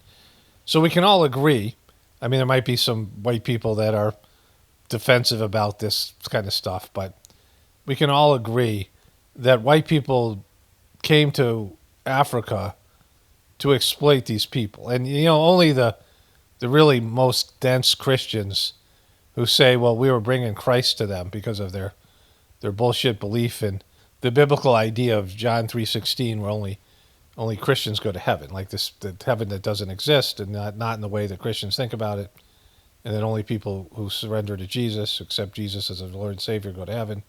And so they were therefore giving all these people salvation, and we might as well get something for ourselves while we're at it, right? This bullshit stuff that went along with colonization, manifest destiny, and all this other stuff. None of that shit's true. So it's just a militarily superior bunch of people who were white people, mostly from England, in this case, who went in and colonized these countries and exploited them and took their resources, where a small number of people enslaved, or whatever you want to call it, a larger group of people. An ethnic minority was in power. these were the elite people that Trumpers so much hate, or, truthers so much hate elitists. Oh, elite this, elite that. Trump is always on the side of the elite, right? The Qatari people give it to him jets who abuse people all the time. He turns a blind eye to their abuse and exploitation. In China, he was dealing with elitists there, who exploit their people and their workers and things like this. In Israel, he's on the side of the Israelis who have been exploiting and beating the shit out of the Palestinian people. And he only reacts. And also, when that bullshit thing happened, I don't know how truthfully this thing is, but that Luigi Mangione thing, that kid who allegedly killed the CEO, they're going for the death penalty, Pam Bondi, because CEOs are Trump's people. And he doesn't want people thinking, even if that guy that's CEO, and I don't know what his responsibility as a guy who's in charge of an insurance company, but how many people suffered from the abusive policies and the deceptive policies of these insurance scams, right? And I'm not sure that guy, that whole thing was questionable in terms of its legitimacy, all of it. But, the idea that he would really come down hard on, somebody who is representing an anger towards the medical community across the board. And Trump, getting into bed with Pfizer and these other big companies, he's always on the side of the big corporation, the rich people, more so than any other president. And he's conned his dopey followers into believing he's a man of the people, which is like complete horseshit, right? But I know a little bit about this personally. So, my dad was a guidance counselor. And, I realized that I was a underachieving piece of shit until I was like 29 years old, and I found Saj Marg, and it was sort of the missing pieces I needed to like actually function, so, but when I was in high school, I was pretty lost, and I was smoking a lot of pot. I had a concussion, I fell off a zip line, there's some other, excuses, and I was in a Rahu period, but I was unfocused. I had no thought of my future. I wasn't thinking even about college. I was getting good at playing basketball. My brother had been a great athlete, and he had 3 sons, 2 of whom who ended up getting scholarships, one to like a Division I, one to a lesser, a small Division I school where he didn't play. He's an insurance executive now because he inherited my brother's ability for being a bullshitter. Like, he became a really good salesman. He was a good salesman. But he was probably the worst basketball player out of all of us. But he, he was talked his way into these things. And my brother was, trying to coach his nephews, my nephews, his kids, and also me a little bit. But he was sort of sabotaging me at the same time, right? And, I had this hope of playing basketball in college. And my senior year in high school, I hadn't played the first 3 years. And I was small and, undersized. But I started to grow. And I would grow 3 or 4 inches after high school. But as a senior, I was able to dunk a basketball at like 5'9", 5'10". I was fast. I had jumping ability. And the previous coach, they had a good basketball team that graduated. So he decided to take a couple years off. He was a gym teacher. And I used to play basketball, go to the school early before school started and play basketball with the former coach and some teachers and some students that would just get there and pick up basketball. And the coach was very impressed at my growth. And they brought in a new coach who didn't like me. It was a weird kind of situation, right? And the old coach said to me, he saw all kinds of improvement in me. You couldn't believe how much I improved, and that I would have started for him if he had stayed on. Like, it was one of those fucking weird kind of things, right? And so, like, I was completely, that was my plan, and that didn't happen, and I didn't have a backup plan. I was, like, just completely, just walking around like a zombie. Like, I look back at that time, and I was clueless about, my life and preparing for it. And my parents and I hadn't had a conversation since I was probably in, like, 8th grade. I don't even remember talking. Like, when I was a kid, maybe there was I had a better relationship with my parents, but I lost respect for them. And either way, they were getting so much negative feedback about how bad they sucked as parents from my 3 older sisters and my older brother, and they were all, they were all like saying what they should do with me. They're all giving different feedback of how they should deal with me, I have dyslexia, and which my mom didn't tell me till I was 30. So I had these issues or whatever, and I was smoking a lot of pot. And we went to family therapy, and it was mostly my dad running everybody down and complaining. My brother went to the first family therapy session, and he got so angry, some guy cut him off in traffic, and he went up and punched the guy's window, and his watch flew off. And he said, "I won't be going back to that." And I remember showing up stoned. It was about me being on drugs, and my parents were all worried. But I was like stoned during the fucking therapy. And the guy was missing his middle finger, the therapist. And everyone was upset. Like, I remember my sisters, my siblings were all fucking bitching about one thing or another. My dad was, it was just, and I'm just sitting there. It was supposed to be about me. And like I was invisible. Like, and the guy was missing his middle finger, and he was holding his pipe. And he was like some fucking, I don't know, Freudian piece of shit. I don't even know. And he was holding his pipe between where his middle finger should be. And he was like blowing smoke circles, and I'm stoned out of my fucking gourd. And we just, it was just horrible. Like fucking, but I didn't care because I was like totally like just watching a circus. Like I was like, "Hey, it's therapy.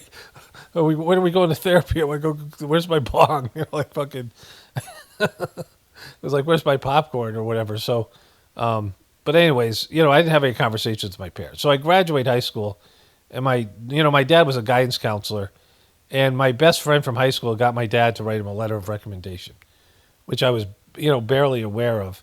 And so my brother starts talking to me about the family and, what he went through with my dad. Of course, it was different because he was 17 years older than me at different time periods. I got an older, more incompetent, less confident, less angry, parents, but, really like criminally incompetent as parents. And, all my siblings had met people who knew my dad as a guidance counselor, and they said, "Oh, your dad's wonderful.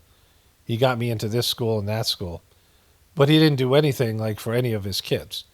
All of his kids went to lesser colleges or didn't go to college at all. And he didn't prepare any of us because he was just, it's like this. So I dated this girl whose stepfather was a mechanic, and they had 5 broken down cars, and their cars were always breaking down. It's one of these things where people, have a job but don't, utilize their job for their loved ones or their family, these kind of things, right? And so my parents got me into a school in Florida. The idea was my dad was going to retire and move down there. My parents were, because my grandparents lived there in Boca Raton. And they got me into school without really even talking to me. We didn't have a conversation about this. And I was just like registered for the school, and I was so out of it and so clueless, and so under-functioning. I just went along with it. I took out 2 big student loans, and my parents filled out my, they thought that I was be good at it as an electrical engineer because I was kind of good at math and, whatever it was. Like my grades had suffered in school because I didn't give a shit about them. But of course I was smart. And, I did okay on the SATs, but I got a cough, like one of those irritated coughs. So I ended up like a third way through just filling in the bubbles, like just guessing because I wanted to get up because I felt like shit. Because I needed to get some water or something, right? And I was just coughing so much. It was like one of this irritating thing. So I could have done better on the SATs. So it was this whole thing, right? Just because I was unfocused. Like I didn't even know what the SATs were, right? I showed up. Nobody really explained it to me. I didn't listen in school. And my parents and I didn't talk. And so I went to this college. It was called Camp Boca. It was a 2-year college. And it was, a lot of rich kids. Some of them from islands. Some of them from their various places that were, outside of America. That were like these barrier islands, these, tropical islands and things. And my roommate was from Barbados. And it was a 2-year school. And it was like, ended up being like, again, I was smoking pot then and kind of unfocused. And this guy looked like he was my age, but he looked like a 12-year-old kid. And he had a very, he was totally elitist. And he had a friend who was from Trinidad, and they oftentimes they come in the room, and they'd be dry, like they talk about girls and dry humping, like the Trinidad kid was on my bed, and he was a great golfer. There was a kid from Plymouth, Massachusetts, Plymouth Rock, who was really into golf, and he kept on losing to this Trinidad kid. He said, "I can't beat him. Like he's fucking great." He was probably like my height. Like I was about 6'1" then. But this, this kid was dry humping my bed. I'm like, get the fuck out of my room, you creep. Like they were just immature, really, irritating people. These two, my roommate and his friend. And my roommate just started to get on my nerves. He didn't like me smoking pot. That was like part of it. But he was like unbelievably racist. And he would talk about how him and his dad would walk around their farm in Barbados, and in this very sing-songy island voice, that was a mixture of being British but also with a slight island accent. And he would talk about carrying machine guns and their electric fences in case any of the N-words, that's the word he used, would come over the fence and they would shoot him. Like he would just talk about shooting them all the time. And like how we wanted to shoot them. And like it was like fucked up, right? And there was also all these black people, some of them from Haiti and some of these kids who are, so there's these kids from Bahamas. And so it was like some of those same kind of people were there, but this kid was this, white plantation owner and from Barbados. And the kid just he was just getting on my nerves. I hated everything about this kid. And one time, so I was playing this game Galaga, and it was a video game, and we had this like recreation center, whatever it was there, and the kid was just like trying to get on my nerves, and I was ignoring him. I'm playing the game, and he was just trying to he's saying my name and being a douche, and just without any thought, I just slapped the fucking kid. It'd be way harder than I normally would have thought of. Like if I had intentionally done it, it was almost like a reaction, because just everything about the kid is his racist family, this elitist attitude. I mean, he's just this privileged, little prima donna, annoying little 12-year-old punk. And I slapped him, and everybody looked at us, and he just looked at me shocked. And I went back to the room, and he had moved out. That was the last I saw of him, right? But he totally deserved it because he's a piece of shit. But that attitude, this kind of attitude, he had almost like a South African accent. So I asked AI bot about it. I said, compare these two apartheid.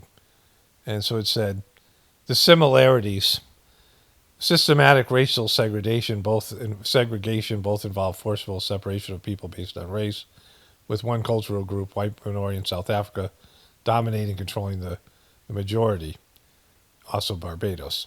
Both entail the implementation of discriminatory laws that deny basic human rights, restrict freedom of movement, limit access to resources, land, education, healthcare, housing, and prohibit political participation for the black population. Brutal enforcement.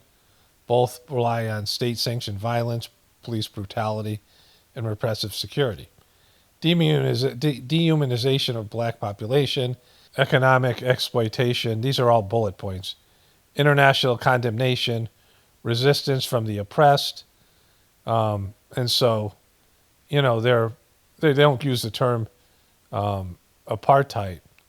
The core character, but they say it says, an inclusion in the island of Barbados is almost certainly in reference to South Africa. It's an apartheid era. The core characteristics of the systemic racial segregation, oppressive laws, brutal enforcement, dehumanization, and economic exploitation are central to both descriptions. And so, Trump should look into all those things, right? I'm just making a video, and I have a whole bigger perspective, a spiritual perspective, and this idea of the whole thing being a show, and all of reality being an illusion or Maya. But I understand that these idea of colonization and oppression. But Trump is always on the side of the colonizers. And, many people who are Trumpers and right-wing people are also on the side of colonizers, right? And, I don't believe in the liberal point of view. I read Howard Zinn's People's, this is my, third attempt at college, that was part of the curriculum, People's History, that took it from the oppressed people. And I used to be more liberal about those things, but then I realized that the Native Americans and the Africans both took slaves. These countries, and again, these are monster continents. I mean, even in terms of these dead white farmers, when the Ukraine war started, I had Ukrainian Facebook friends and people I knew from doing Saj Marg meditation, people I'd met in the ashram in Chennai, India. And I looked at their Facebook pages and they didn't have anything personal on there. No personal photos, no personal accounts. Just a lot of them posted videos from like CNN and shit, even though they were in the Ukraine. So they weren't even posting local news shit. And some of them didn't post anything at all. In fact, there's this one Ukrainian girl that I knew, and she's been posting glamour shit. Like there's two of them, I think, that post a lot of glamour photos, even whilst their country is being, in these wars. Like I don't even know. These were supposed to be like spiritually based people. But it seems kind of insensitive, at least from the outside looking in. But, it's not affecting everybody in the Ukraine, even though their country's getting bombed. And it's a big-ass country, right? And so you have these continents, and you have different groups of people. But there are Native American tribes, and, there's lots of them that took slaves, just as there are a lot of the slaves that were brought to America were bought from, there were already slaves in Africa. So, all these people have a claim to being oppressed and being exploited and being mistreated by white people, right? Because it happened. But they also did the same behaviors, right? Which I get into. Like it's a condemnation of humans. And not all humans. It'd just be 10% of shitty humans in every group, but it's enough to wreck the whole thing for everybody. That's why I talk about needing to improve spiritually. Like we need to get better spiritually. We have to become better people. More focused on God and less focused on material power and money and things like this. But that's not where we're at. But for Trump to be like an oppressor himself, Trump mistreated so many people, exploited them, abused them in different ways, mistreated his vendors, his employees, and his, relationships and all these things, right? Like Trump's a real piece of shit. And, for him to kind of try to embarrass this guy, I have another story, but this voiceover went way longer than I thought it would, so let's get back to it. But, you can see that Trump is so, if you're going to take a stand, then you have to do some research. And if it's a conflict between two groups of people, like he just cares about the white farmer, and you can say whatever you want. Like I've never heard Trump really complain about the genocide of these other people, certainly with the Palestinians and these groups. Like whoever the person is that's on his side, Netanyahu, the Qataris who give him a jet, whoever's like a Trump person, he doesn't give a shit what they do to other people. He's just going to back them because, that's what Trump does. And unless the person stabs Trump in the back, he'll continue to support them, even though they're abusers. But he'll complain about abuse when it seems like people like he likes, like white farmers and golfers in South Africa, people he identifies with. And he'll try to embarrass some foreign leader, set him up, sabotage him or ambush him. And, it's not cool because this is like totally Trump. Okay, so let's get back to it here. So I was going to intertwine other shitty things that Trump's done in this narrative, but I'm only halfway through this thing. So let's go. And he asks about a jet that was given. You ought to be ashamed of yourself. You are so bad. You're such a bad reporter.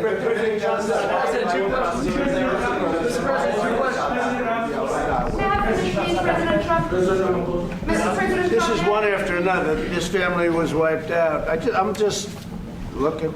Can we get a report from President? Again, he's relying on news, like stuff he would call fake news. He's relying on that shit, right? Give us your reaction to those videos, Mr. President Trump. Well, I think the videos are so.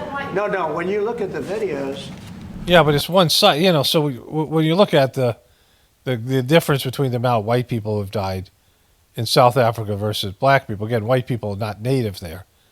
They came there to oppress and exploit the black people and to take their fucking resources, right? It's colonization. And so when it comes back around, it's like, yeah, all right, that's bad for those people and the farmers, plantation owners. But, there's a reason for it. They're not, it's not like the black people have invited the white people over there to rule them and now are getting pissed off about it, right? There's, centuries of bad blood, right? This is a long process of colonization and abuse enslavement. I mean, how does it get worse? And these are people that are officials, and they're saying that kill the white farmer and take their land. That's what. And I have other friends in South Africa. I have people that left. One in particular that says you can't go there. He said they want to take your land. They take your land and they kill you. It's okay, and they say it's okay to do their land, right? But that's what you did to them, right? You understand that white people came in and took the country and said, we own this thing now. White oppressors, based in ministry and saving their souls, whatever bullshit reason they said. This is what the English people did, right? And so, I mean, that's the history of the white people just weren't there the whole time. Like they had to come in there in boats and they exploited Africa and they didn't, they taught him English. I mean, the reason this guy's speaking English because his ancestors were forced to speak English because their oppressors, their colonizers came in and made them do that. And you can't, this is why he's so fucking clueless, Trump, right? Now, we're going to talk about it, but this is a tremendous, look, this is story recent. These are all people that recently got killed. Yeah. And I don't know how it can get any worse. These are I don't know. And the men that you saw, the people that you saw in that movie, those are officials. Those are people that were in office. They had... it's like when you come out and say that all immigrants are racist and criminals and terrorists and they're eating the dogs and you make shit up and you create hate and fear and you destabilize whole communities based in your bullshit. Like, this is how clueless he is, right? This is why he's a piece of shit and all the people that support him, are supporting somebody who's just a horrible person. It would be funny if we all saw through it, but they're Trumpers who think this guy walks on fucking water when he's a fucking devil, right?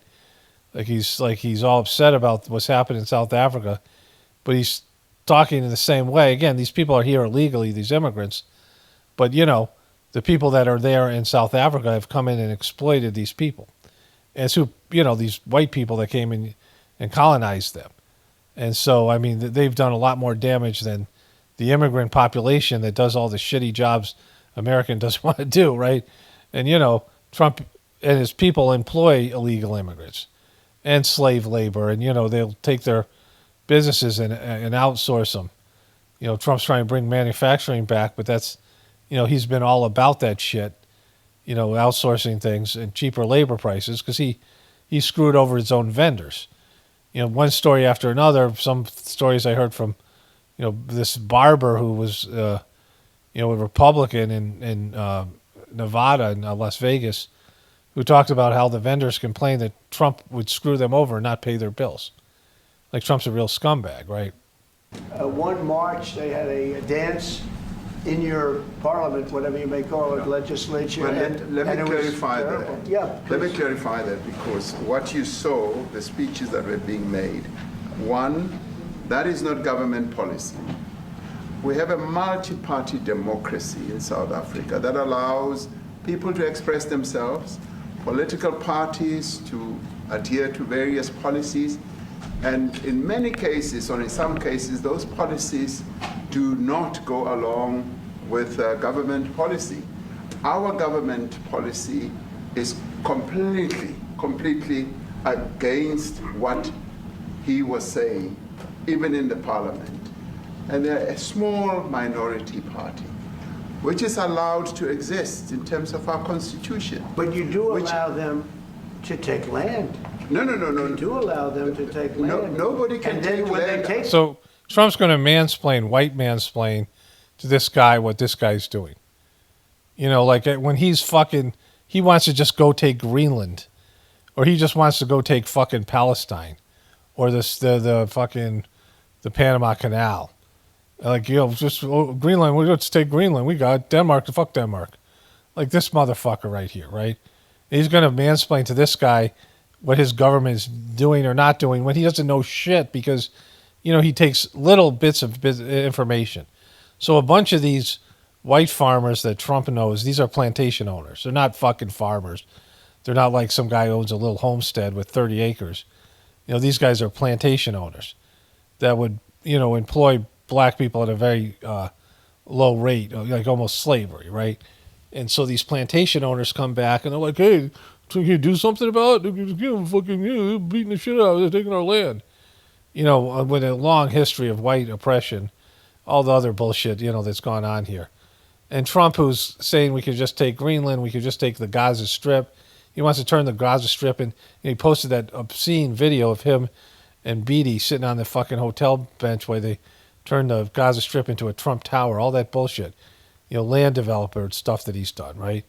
I mean, all the exploitation he's done, the slumlord shit he's done. And he's going to mansplain to this guy? Like, what a piece of shit. Fucking shit this guy is. The land, they kill the white farmer. And when they kill the white farmer, nothing happens to them. No, there is nothing happens. There is criminality in our country. People who do get killed, unfortunately, through criminal activity, are not only white people. Majority of them are black people. And we have now The farmers are black. The farmers are not black. So, what are you talking about? So he's saying right here, he doesn't give a shit about the black people that have been killed. That's Trump. Listen to him. Look at him shake his head. The farmers, the plantation owners, are not black. People. Majority of them are black people. And we have now The farmers are black. The farmers are not black. I don't say that's good or bad, but the farmers are not black. And the people that are being killed in large numbers, and you saw all those grave sites. You don't have any idea who's been killed more. Like he said the same shit with Israel, right? He takes the side of the rich people, the elitists. This is where Trump and Trumpers should be like, oh my God, he's on the side of an elite. Like he's a fucking elitist. Like, yeah, he's always been an elitist. He's never been in your corner.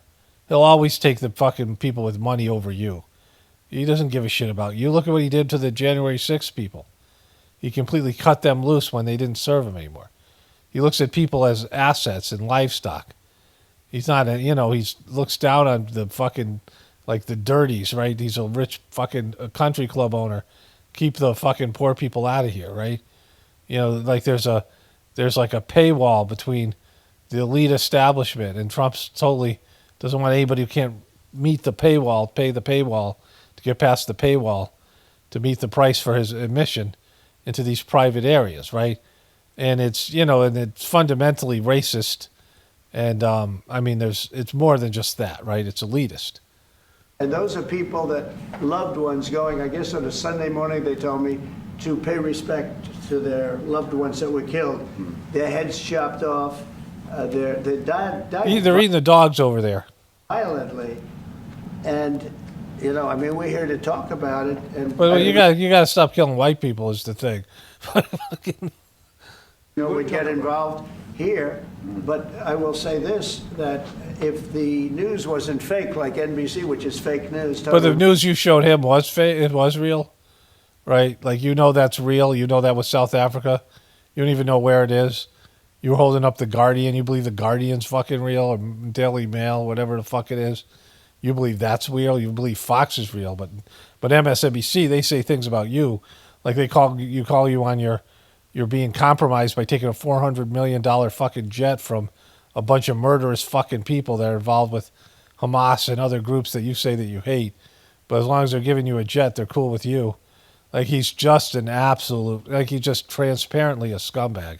One of the worst, ABC, NBC, CBS. Those are the worst. Those ones. They don't like me, so they're the worst. But if they weren't fake news like this jerk. That jerk. He's a jerk over there. A jerky jerk. That we have here. He dared to say that I shouldn't be able to take a $400 million jet from some murderous fucking multi-billionaire fucking country and fuck that guy. Fuck that guy. Reporters, they'd be covering it, but the fake news in this country doesn't talk about that. They don't talk about white people being killed in South Africa or black people, Don't want to talk about it, but now they have to talk about it. But they won't. This won't even be a subject. They'll have him talking about why. Yeah, this will definitely be a subject. This will be a subject, bro. Like you're fucking just a piece of shit, right? Like the way he thinks, the way he approaches things, regardless if he's playing a part, because he's not that good of an actor. This is who he is. What he is inside as a person, and they all suck. Everybody sucks. Everyone's selfish and We all have our lower selves, which are being emboldened in this, this Kali Yuga time. But he's just one of the fucking worst. He's just a demon. A country give a free, think of this. Why did a country give an airplane to the United States Air Force? Okay? The United States, not to me, to the United States It's to you, bro, fucking lying piece of shit. It's to you. It's not giving it to the Air Force. And, we can't buy our own fucking planes. We're the richest country in the world. Air Force, so they could help us out because... They're not helping you out. They're not taking pilots and Marines or people involved with the Air Force, even the generals. They're not flying them around. It's going to be Air Force One. It's going to be your plane, right? They're giving you a luxury plane. You already got a fucking private jet. You own your own private jets, and then you have this private jet that's called Air Force One that's state-of-the-art.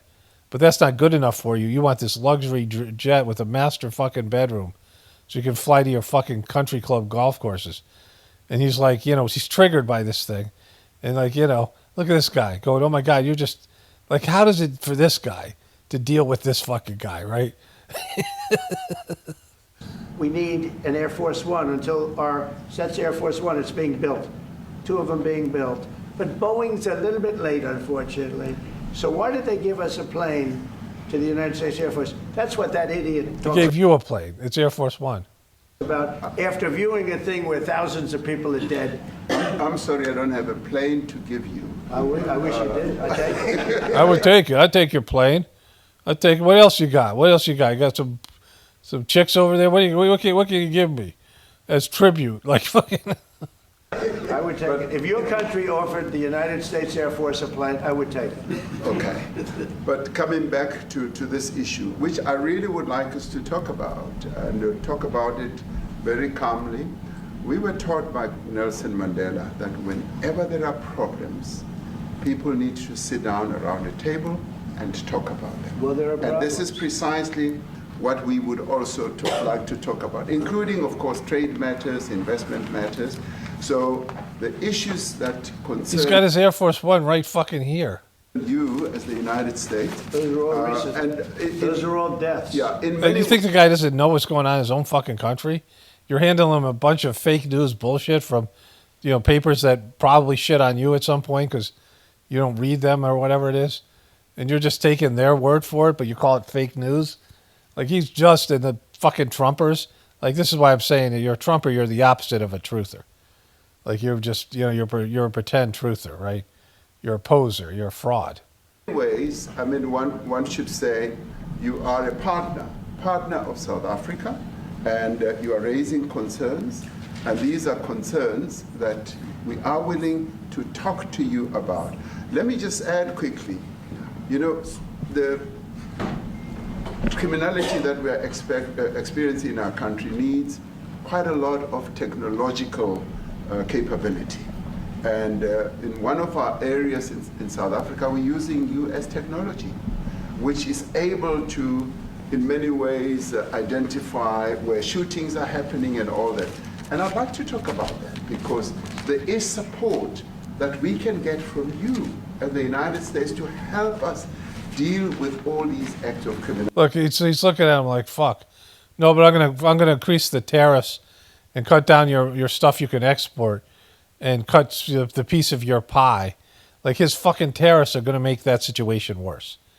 It's the same thing when they shut down the economy, when he got fucking baited in like a fucking moron to shut down the economy because of bullshit COVID stuff, and they worked the fuck out of his dumb ass, and he shut down the world economy. And there's these small countries that are so operating on the margins. As soon as they weren't able to export their, whatever they were exporting, kids starved, right? There was this whole thing that I showed you that they were saying that, the starvation of children from, this is what happens with economic sanctions that Trump puts on. Going back to the Clinton era where whatever that Secretary of State for the Clintons was, that woman, where I can't think of her name right now, but she, is it Margaret something? Anyways, she's on 60 Minutes and saying it is worth it for 500,000 kids in Iraq to starve to death because of economic sanctions, right? And so, economic sanctions make kids starve. And Trump's been putting on economic sanctions.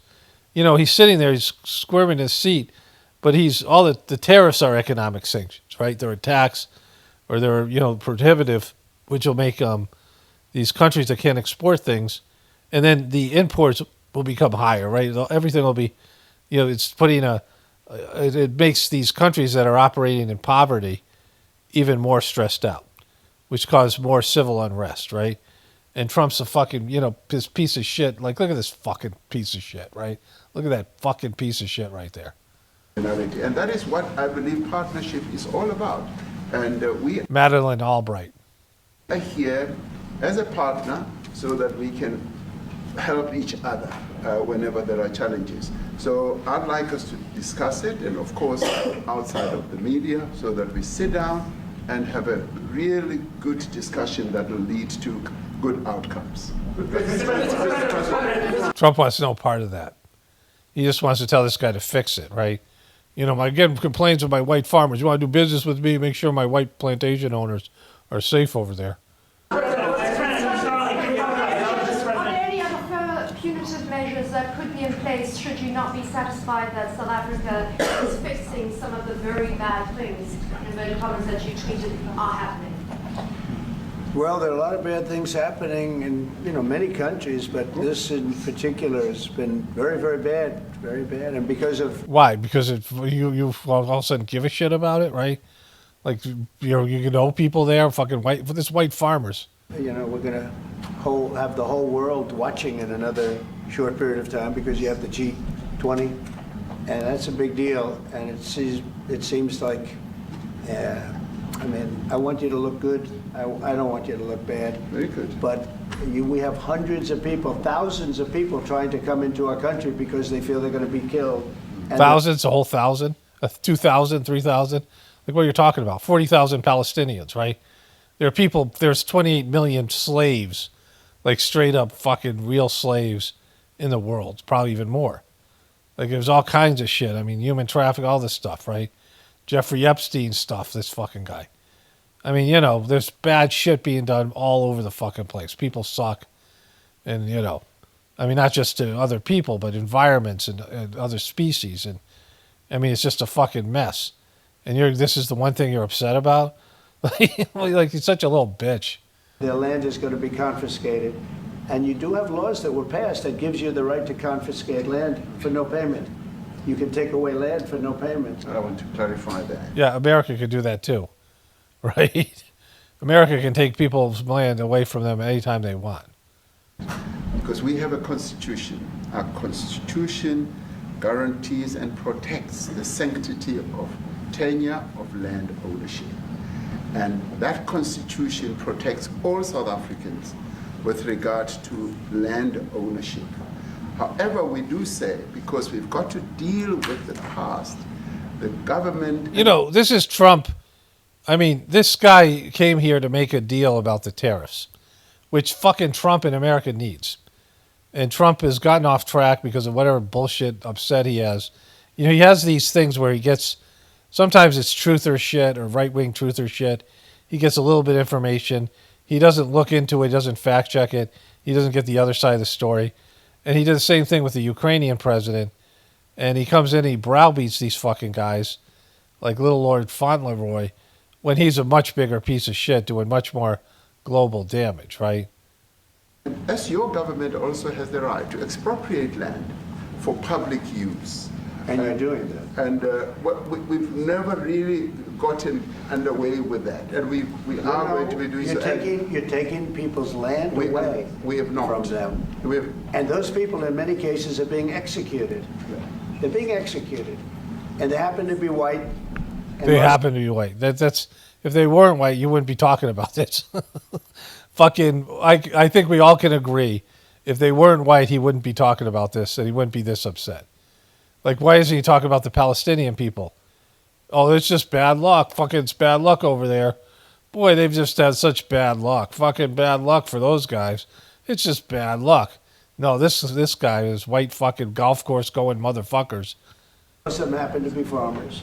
Like, if he knows anybody in South Africa, they're golfing fucking rich fucking white fucking country club motherfuckers, right? And that's a tough situation. I don't know how you explain that. How do you explain that? They're taking people's You land. explain it that they went in, they colonized these people, and they've abused them and killed them and enslaved them for years, and now they're pissed off and they're, there's been various uprisings about it. Like, that's how you explain it.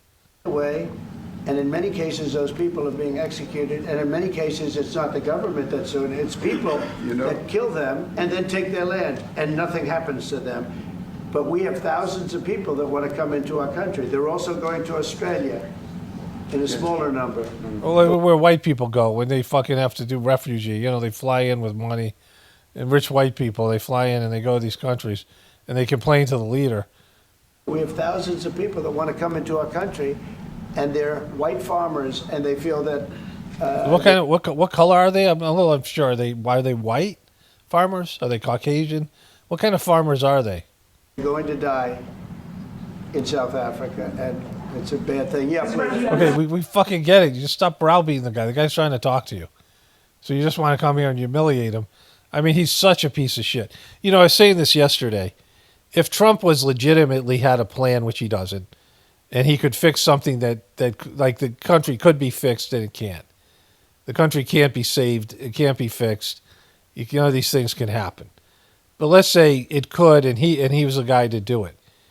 To do that kind of thing, to ask people to change, you can't be a prick, right?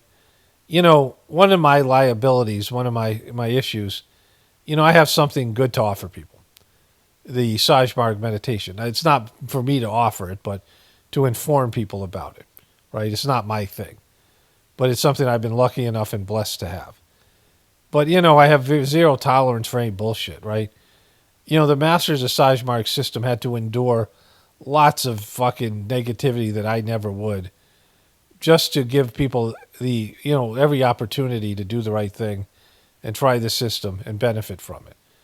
And, for me, I'm not doing that for people. Like, I'll tell people about it, but and I could be way nicer and a better example to people, but, I'm dealing with assholes and this kind of stuff and crap every day.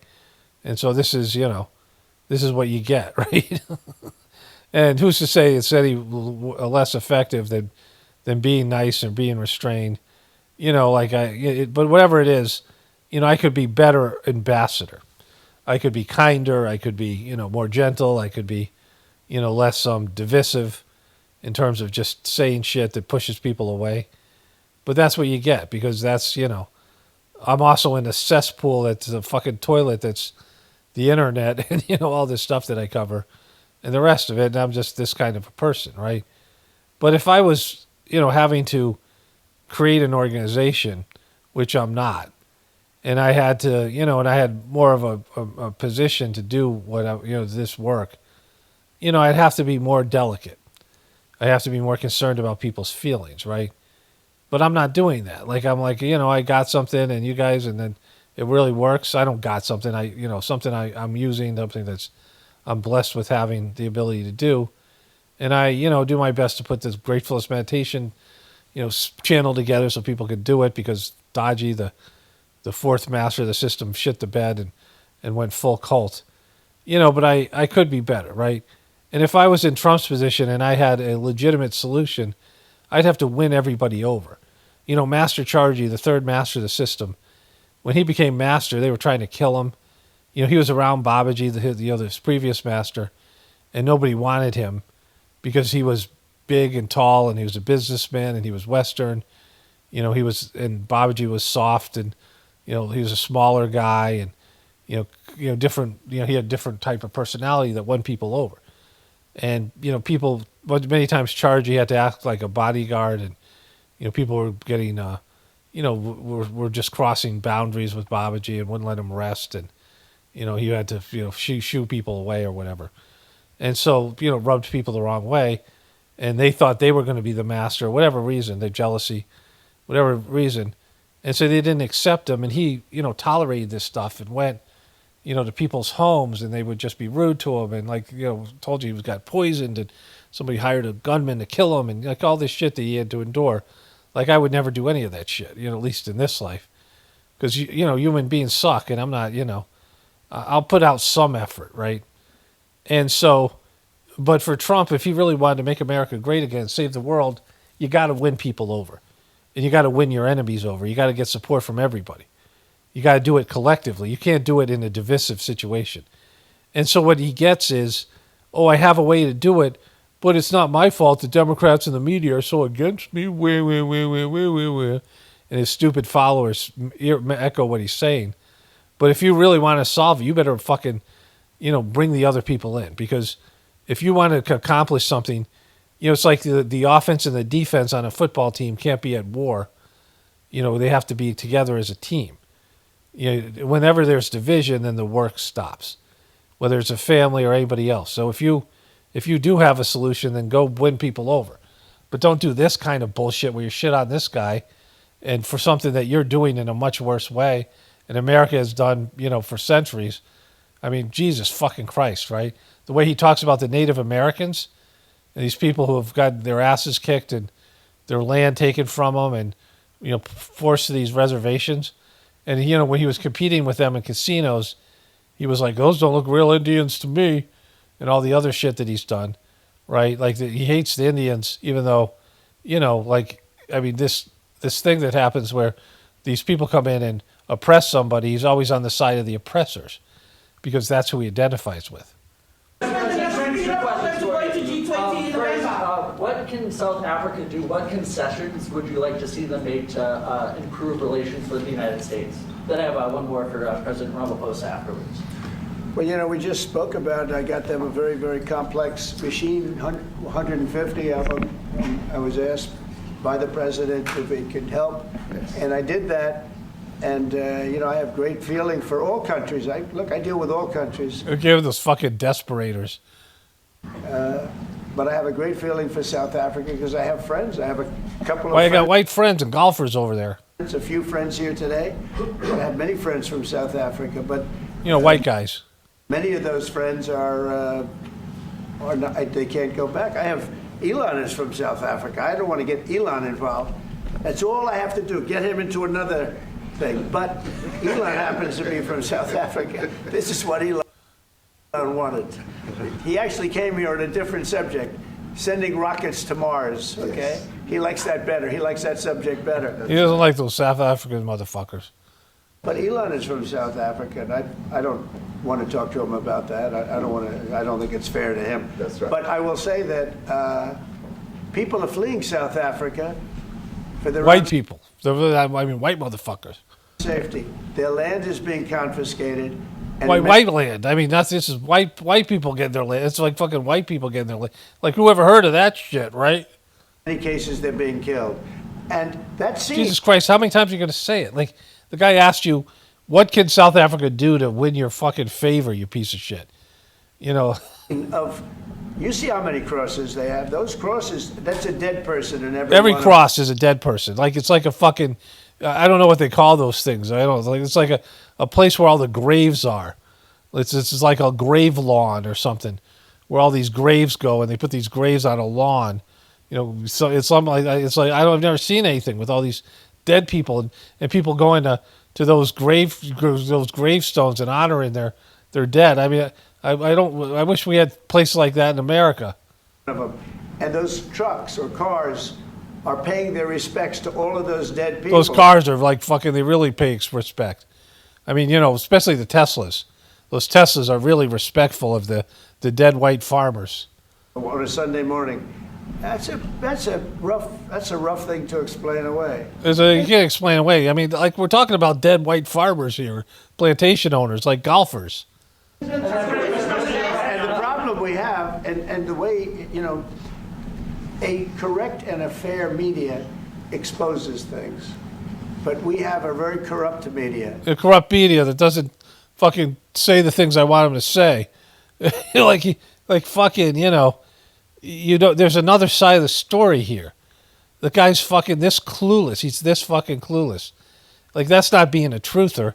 Yeah, the media sucks. No question about it. Who shits on the media more than I do? But it's all media, right? And it's everybody. Everyone's a bullshitter and sees things in a subjective way. And, we're liars and we lie to ourselves and we rationalize shit. It's a human problem that we have to confront within ourselves. But this motherfucker never does anything introvert. Like, he doesn't think about himself introspectively where he's like, oh, I got to change this or that. Like, he never confronts himself. And he's that, because he doesn't want to look inward because he's like a wounded, he's got narcissistic wounding or whatever the fuck's going on inside of him that makes him feel like a piece of shit, that he just projects all this shit on other people that he himself does, right? They won't even report this. If this were the other They're going to report this, motherfucker. Around, it would be the biggest story. Now, I will say apartheid, terrible. That was the biggest story. That was reported all the time. It wasn't. You just apartheid. Oh, terrible. Yeah, it was terrible. These are white people, though, right? I mean, that was bad, but these are white people. Sort of the opposite of apartheid. Yeah, it's like fucking people have been abused, rising up against their ancestral abusers, right? I mean, this is like wounds that haven't been healed. What's happening now is never reported. Nobody knows about it. All we know is we're being inundated with people, with white farmers from South Africa, and you're letting them in. You're not being inundated. A lot of the people that came over the border were also seeking refuge from their country, right? I mean, there's whatever it is, whatever that term is, I mean, it's just so bad. He's just so fucking clueless. I mean, that they could, push this idea that somehow these white farmers have more value than all the other refugees and all these other people coming from other countries because Trump knows a few of them from a golf course. And they're not farmers, they're plantation owners. If you own thousands of acres in an apartheid state or a state where it's, where you're the colonizers, you're a plantation owner. It's a big problem. Marco Rubio was telling me he's never seen anything like it. Nothing. Like, this is the worst thing that's ever happened in the world. Worse than the 40,000 Palestinians. I mean, what's happening in Palestine right now? Like, just a complete clueless piece of shit. The numbers of people that want to leave South Africa because they feel they're going to be dead very soon. Yes, please. I was going to say, Brian, go. If I could just ask you a question. 72% of farmers in your country are white. If they flee, do you feel that maybe the economy could collapse? You may not have a gap to fill in those people that need to replace those farmers. I'd like my Minister of Agriculture, who is white, who comes from an opposition party to mine, who's joined my government at my invitation to address this very issue, including the question that you've just raised. John? And this guy's kind of great for I don't know what he's done and what kind of piece of shit he is politically, but he's so much more polished and thoughtful. Of course, he's in a shitty position because, Trump's... Look at this arrogant fuck here. Thank you very much, Mr. President. Yeah. Mr. President, thank you for welcoming us to the White House. I would say we have a rural safety problem in South Africa. I don't think anyone wants to candy coat that. And it requires a lot of effort to get on top of it. It's going to require more policing resources. It's going to require a different strategy to be able to deal with it. But certainly the majority of South Africa's commercial and smallholder farmers really do want to stay in South Africa and make it work. And I've just come from the largest agricultural show in the Southern Hemisphere with organized agriculture and farmers, and the majority of them want to stay. But they too there have a memorial to those who've died as a result of farm attacks. And as the Minister of Agriculture, it is something that I'm particularly exercised with my colleagues at police and my colleagues in the justice cluster to start making farm attacks and stock theft a priority crime. And it affects all farmers in South Africa, particularly stock theft. It has a disproportionate effect on smallholder black farmers. I also want to just say this, that the two individuals that are in that video that you've seen are both leaders of opposition minority parties in South Africa. Mkhonto weSizwe under Mr. Zuma and the economic freedom fighters under Mr. Malema. Now the reason that my party, the Democratic Alliance, which has been an opposition party for over 30 years, chose to join hands with Mr. Ramaphosa's party, was precisely to keep those people out of power. We cannot have those people sitting in the union buildings making decisions. And that is why after 30 years of us exchanging barbs across the floor in Parliament and trying to get one over on each other, we've decided to join hands precisely to keep that lot out. Look at this guy. Like, he's being told he doesn't know what the fuck's going on. Right? This white guy, obviously probably rich white guy, is telling this fucking white guy that this black guy is trying to keep those people that he's pissed about out of the union, and they're working together to do that. And he's in charge of these white farmers, and he's trying to do his best. And not only that, the black farmers are suffering from stock theft. Again, he's a bullshit politician like the rest of them. But he's trying to tell Trump you're off base because you're getting your information from what you call fake news. You have limited information. You're blaming this guy for a problem that he's not creating, right? This guy isn't the people that you were showing him. It just shows what a fucking dope Trump is. How fucking uninformed and ability to do his own research. He just gets emotional about one little thing because a couple of his golf buddies called up and say, hey, they're beating the shit out of us over here. Of government, because the day they get in to the doors of the union buildings in South Africa or control of our parliament, that's what you're going to see. And that is why this government, working together, needs the support of our allies around the world so that we can strengthen our hand, grow our economy, and shut the door forever on that rabble getting through the doors of the union buildings, because then South Africa's future would be... So you denounced that type of language in the video that you saw? Oh yes, we've always done so. As government, as my own party, we are completely opposed to that. We, in 1955, adopted a document which said South Africa belongs to all who live in it. But why wouldn't you arrest that man? That man said, kill the white farmers, kill the white farmers. And then he danced, and he's dancing, and it's... He's dancing to his kill the white farmer dance. It's like something Eddie Murphy would do as Buckwheat on Saturday Night Live. Kill the white farmer dance. Why would you arrest him? Again, you can't arrest people. You understand how fucking justice works, Trump. I mean, you should. He's not arresting people. They have a democracy. There's a department, whatever it is, right? Kill the white farmers. I'm not sure, but I think if somebody got up in Parliament and started saying kill a certain group of people, he would be arrested very quickly. That man is going all over South Africa, and that's not a small party. That was a stadium that holds 100,000 people, and I hardly saw an empty seat. That's a lot of people. That's a lot of representation. And those crosses, we have those crosses, there are white people buried under those crosses, remember. White people, dead white farmers, mostly. And you take a look at Australia, they're being inundated, and we're being inundated with people that want to get out. And their farm is valueless. You mean people that you're kicking out? Are you going to send any of the South African white farmers to El Salvadorian prison, right?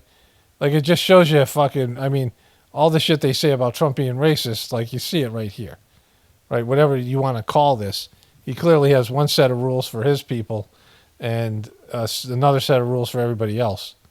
It's valueless, and they just want to get out with their life. And this is a very serious situation. And if we had a real news... So why are you telling him if we had real news?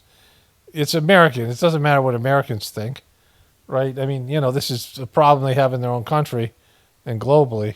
The real press, or media, we don't have that because they won't talk about this because they're all guys like that idiot. But if we had a real press... The idiot. It would be exposed. And the beauty of exposing it is it's like a cleansing action. When it gets exposed, it'll get fixed. That's when it'll get fixed. But people don't talk about it. And I'll tell you who's talking about the thousands of people that are fleeing South Africa right now. We discussed USAID and the devastating impact the cuts are having across the African continent. Yeah, well, it's devastating, and hopefully a lot of people are going to start spending a lot of money. And I've talked to other nations. We want The guy meant you cutting at USAID. them to chip in and spend money too. And we've spent a lot, and it's a tremendous problem going on in many countries. A lot of problems going on. The United States always gets the request for money. Nobody else helps, as you know. Europe doesn't help. Europe hasn't given anything. Are you sure? Do you check? Have you checked? Sue our companies, you know. Because I think South Africa is still a part of the British Commonwealth. So they certainly are getting help from Britain. I'm not sure if they are or not. I can check that later. They sue Apple, and they sue all of our companies. Apple had to pay $17 billion on a nonsense lawsuit. Very unfair. But which is fucking nothing to Apple, right? We're going to always be there to help. Afrikaner is human rights to South African broadcasting. If this Afrikaner resettlement issue is resolved, we're going to go into a room after this, you guys are going to talk. If it is resolved, what is the potential for the future-looking relationship between the United States? It's got to be resolved. It should be resolved. It's a little bit bad when you see a stadium with 100,000 people in it, because that means it's... And a guy that should be arrested in a democracy. More than just a little movement. It's a pretty big movement in South Africa, so it has to be resolved. It'll be the end of the country if it's not. But is there potential for the relationship moving forward? I hope so. That's why I'm here. I mean, I'm not here for my health. I'm here to see what it is. No, I'd like to see. I have friends. I can tell you, Ernie Els and Retief Goosen, they feel so strongly they wanted to be here on behalf of South Africa, not on behalf of me. And, you know, they said, can we be here for this? Because they love the country. Ernie, do you guys want to say a couple of words? I hate to put you in this. This is tougher than sinking a 3-footer. They have, and they've sank many 3-footers. Thank you, Mr. President, and thanks for the honor of being here. We've known each other a long time. We have spoken. You know, we're proud South Africans. I still have my South African passport. We travel with this passport, you know, and I got my visa here. So, you know, but we want to see things get better in our home country. That's the bottom line. It's been 35 years since the transition. President Ramaphosa was right in the middle of the transition time in 1990 and before that. So it's been 35 years of ANC government, and I know there's a lot of anger, you know, through the transition. There was also a lot of stuff happening in the apartheid days. You know, we grew up in the apartheid era, but I don't think two wrongs makes a right. You know, President Mandela, when he came out of prison for all that time, didn't come out with hatred, you know, and really unified our nation through sport. You know, we won the Rugby World Cup in '95. 4 times. We won the African Nations Cup, soccer. You know, we won some majors as golfers and so forth. So what I'm trying to say is, you know, this has been a long time coming. That's why we really wanted to meet you, meet the administration, and see our way forward, because we still want to see our country flourish. You know, we've got some great things going on. Business is getting involved with government. Farmers are getting involved in local municipalities, trying to rebuild some of the infrastructure that's been decaying for a long time. So there's a lot of coexistence going on and help from a lot of areas. But I feel we need the US to push this thing through. We've got a great ally, if we can have the US. It's always been an ally of South Africa for a very long time.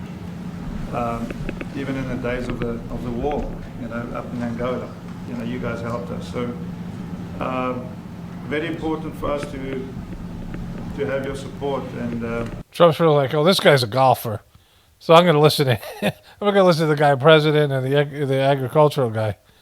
what he's, I think, trying to say here is we need America to dump some fucking more money into the country that'll bolster the government so they can put down the resistance. So I think that's what he's, I think that's their goal here, is to get more investment, get more money. And so whatever, like that's always a good goal. But Trump's listening to him in a different way than he listened to the other guys. Like he looked like he was sucking on a lemon when the other guys were talking. Get the change we need. Where did you do that well? He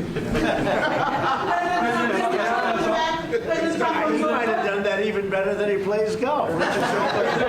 I mean, as a golfer, right? Not these politician motherfuckers. He's a white golfer that I know about, like Ernie Els. Which is almost impossible. Johan, please. Sorry, Mr. President, if you had to wind all of those tapes properly, you will see I'm the biggest target of that rabble-rouser. Number one for over 10 years, Mr. Malema. In fact, the first time I met him, he was in the youth league with that gentleman, and look how he's changed. Right. We have too many deaths, but it's across the board. It's not only white farmers, it's across the board. And we need technological help.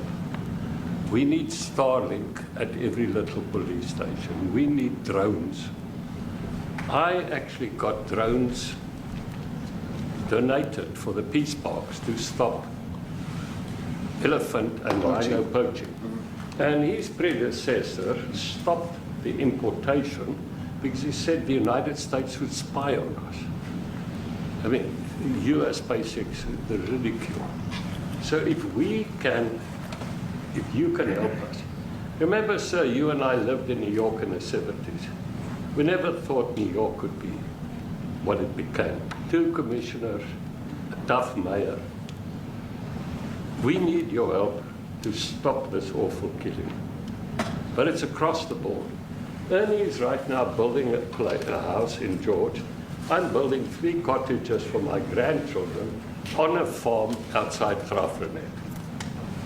I often go to bed without locking the door. And we have a serious problem with illegal aliens who stream across the border.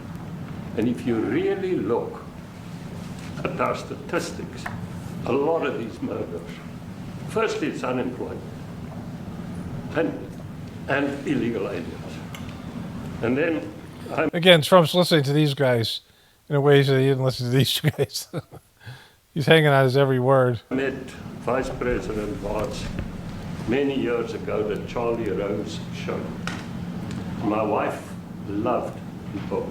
And why doesn't Elon have fucking Starlink over in South Africa? Like, I mean, it's his home fucking country. Does he, hate it? And she reminded me this morning that you emphasized the devastation that occurs when big companies leave towns and cities, and there's a culture of dependency that develops. And I remember you discussing it. Now that's our problem. If we don't get our economy to grow, the culture of dependency and the lawlessness will increase. I've again been against apartheid all my life, and I'm their number 1 target. Please just Google my name and Malema. You'll see it, sir. He marched on the farm. But the crime is bad. The crime is terrible, sir, but Mr. Steenhuisen won't admit to it, but he runs the Western Cape, where I live. And the biggest murder rate is in the Cape Flats. Gangs. We've got gang warfare. Like your M33, what were these guys? We've got equivalents there. But we need your help, sir. And we need Elon technology. Well, one of the real areas of support is really in investments. We've got to grow our economy, because through growing the economy, we're then able to create more jobs. Because crime really thrives where there is inequality and unemployment. And that is one of the reasons that has brought us here, to improve our investment relations, our trade relations, so that we can preserve. This guy's had to eat a lot of shit today. I mean, the guy's doing a good job. I don't know if he's going to get paid. I'm certainly, he'll get something. I don't know how corrupt he is. This is the first time I'm seeing him. But the way he's handled himself, not to get triggered by, if Trump was sitting in his shoes, Trump would have went off 10 times, right? Trump would have been triggered. I mean, he got triggered by that fucking reporter over a fucking $400 million plane he's getting. But this guy's had to eat a lot of shit today. And he's, he's still trying to turn this thing into a positive business deals and things for his country or for himself or whatever it is. The number of jobs that your companies have created in South Africa. By virtue of what we export to you, we are able to create up to 500,000 jobs in the auto industry, in the agricultural industry, and a number of other industries, mining, where we export things to you. And we also know that as South African companies invest here, you are also able to create jobs. So it's a mutually beneficial relationship. So Trump's just looking at his watch. Our main look at watch. Trump's trying to look at his fucking watch. He's like, who's this guy talking? Watch him. We are able to create up to 500,000 jobs in the auto industry, in the agricultural industry, and a number of other industries, mining, where we export things to you. And we also know that as South African companies invest here, you are also able to create jobs. So it's a mutually beneficial relationship. So our main real reason for being here is to foster trade and investment so that we are able to grow our economy with your support, and so that we are also able to address all these societal problems. Trump's saying, why did you lock that guy up?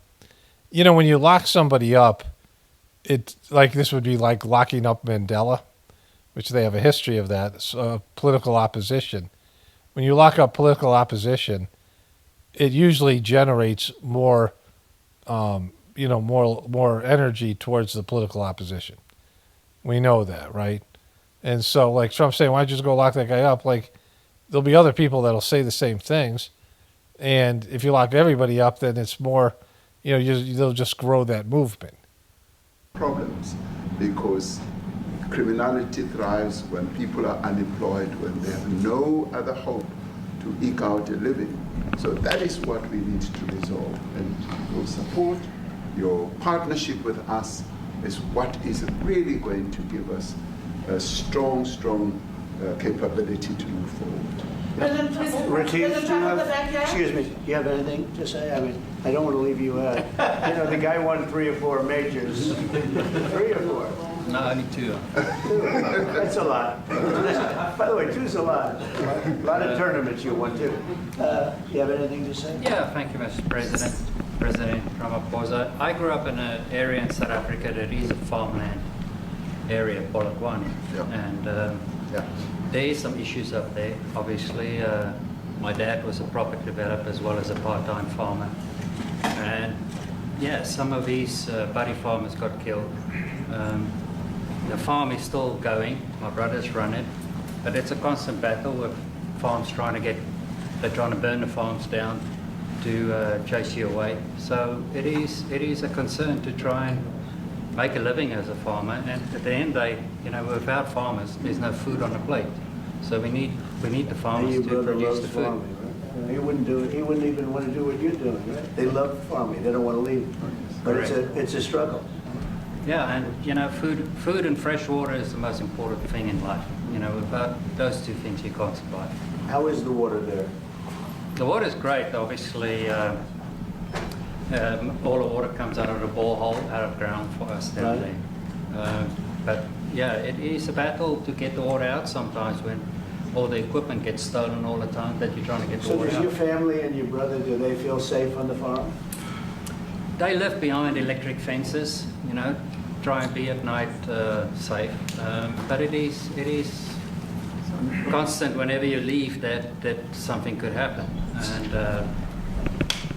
there's nowhere to live. Both of them has been attacked in their houses. My mom's been attacked in her house when she was 80.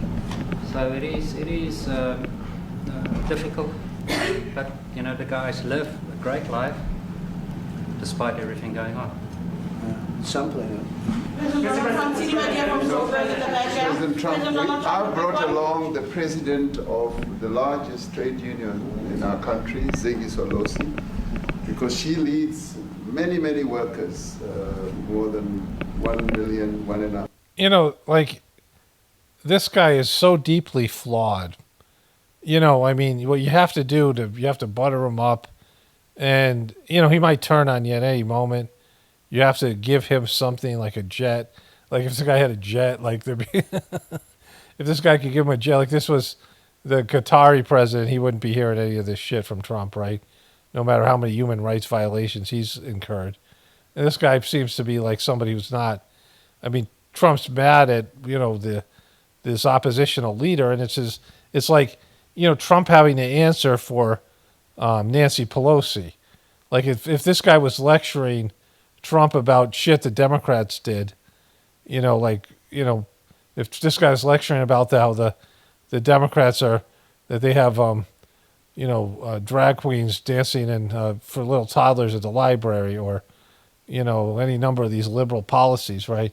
And he was yelling at Trump for socialism, for like shit AOC has done. And then this guy played Trump, AOC, or Elizabeth Warren saying shit, and then expecting Trump to defend them and answer for them, and say, why haven't you locked them up, right? You know, like it's just 2 million workers, and maybe we should give her a chance to say something, because she's come all the way to join us. Thank you very much, Mr. President Trump, for having us, and President, for extending the invitation to us as organized labor. And I must say that we are here to support the initiative that has been made by our government with business, of course, as organized labor. We've been coming to Washington on the AGOA trade relations in the previous regime. And I think at the center of it all, for me, it is exactly what Mr. Rupert has said, the importance of us growing the economy. We have always emphasized when we were here and kept on coming and negotiating on AGOA that the 600 US companies that are based in South Africa, as you said, President Ramaphosa, 500,000 jobs will be wiped out. We need more foreign direct investment in our country. We are not just talking about those that will lose employment, but we are talking about over 40% of people that are unemployed, that have no hope of ever finding a job. And we think that, correctly, as they have said, that we need to deal with the issue of porous borders in our country, so that everyone that comes in is documented. We also need to, and I would have thought that the minister would address the issue of land expropriation and how the policy works in So they're coming with immigration problems to Trump. Like how can Trump say fuck you to that? Yeah, you guys deal with your own immigration problems. South Africa. Recently, President, as you were preparing to come here on the news, in, I think it was in Natal, there was a handover of farms. And white farmers were saying, we are donating the land, but also there's a willing buyer, willing seller in South Africa. So there is no expropriation without compensation. But it is a willing buyer, willing seller. And that white farmer was even saying, President, that the government is even paying more in buying the land than what the land is worth of. And I think those are the realities, President, that we must say that we need to address, of course, but also the importance of agriculture linked to AGOA. People rely on it, and I think, as Gratefullness said, for survival and living. But lastly for me, President, is also the issue of the crime statistics. There is no doubt about it that we are a violent nation, you know, for a number of reasons, and we're not condoning anything. But also if you go into the rural areas where black majority are, you would see women, elderly, being raped, being killed, being murdered, and these are black elderly women that would be found throat slits, raped multiple times and all of that. And the problem in South Africa, it is not necessarily about race, but it is about crime. And we think that we are here to say, how do we, both nations, work together to reset, to really talk about investment, but also help us in how we can have the technology and everything that is needed, President, to really address the levels of crime that we have in our country. Thank you very much. Thank you very much. President Trump.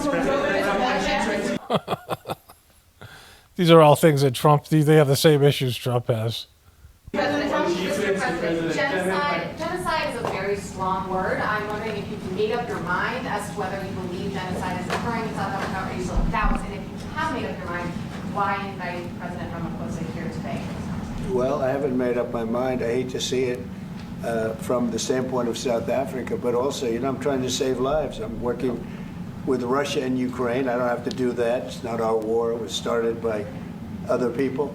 It was helped along by our past administration. It would have never happened if I were president, but I'm trying. Wait, that war wouldn't happen if you were president? To save lives, and no matter where. Rwanda, I have nothing to do with Rwanda and the Congo, but I felt I had a very talented person in this administration, and I sent him there, and he did an unbelievable job, I think. I mean, we're going to find out, but he's done the hardest part of the job. It should happen. If I can save lives, I want to save the lives. He's just all about saving lives and throwing people into prisons. And if it's in Africa, except for Palestinian lives, they just have bad luck over there. Great. If it's in Europe, if it's wherever it may be, and it's a very. Where's Gary? What about Gary? Small investment to do, believe me, compared to what the consequences are. Did I say Gary's 89? I looked up Gary Player. He's 89. I don't know if I said that or not. This thing's so fucking long. But of course he couldn't come. He's so fucking 90 years old. So I hope we can do something. Look, I have so many friends. These two men, I have great admiration for them because I know what they do for a living. Yeah. And that's a very hard living.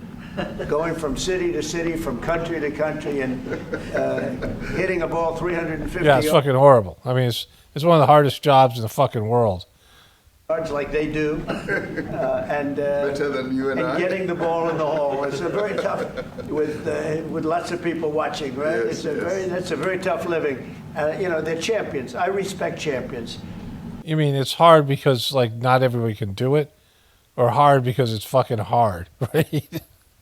And I respect very much, and I think the country is very lucky. They really wanted to be here. That's true. They could be elsewhere. They could be on a beautiful fairway someplace. Yeah, but they came here. They're not fucking total selfish pricks. They could come in here and meet with the President of the United States and get national TV, international TV coverage. And, and I asked them to come, and they reached out to me because they, wanted to see things change. But they didn't have to do any of that.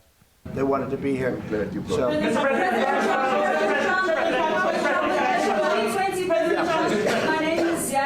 From Newsroom Africa in South Africa. Good. How important is it for the United States to be at our G20 summit in November, given the relationship between our two countries? You just heard what has been said to you just now. Are you coming, and are you preparing to come? So without the United States, the G20, just like the G7, used to be the G8, but brilliantly they threw Russia out. Would have been a lot better if Russia was in. A lot of people would say, oh, that's not it. Because if Russia was in, you probably wouldn't have this war.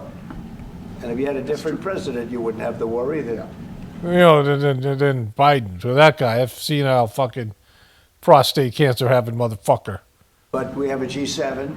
It's important that the United States is in both of them. I think without the United States, it's I really believe it's not very important. It's not the same meaning. As I said to President Trump, the U.S. really originated the G20.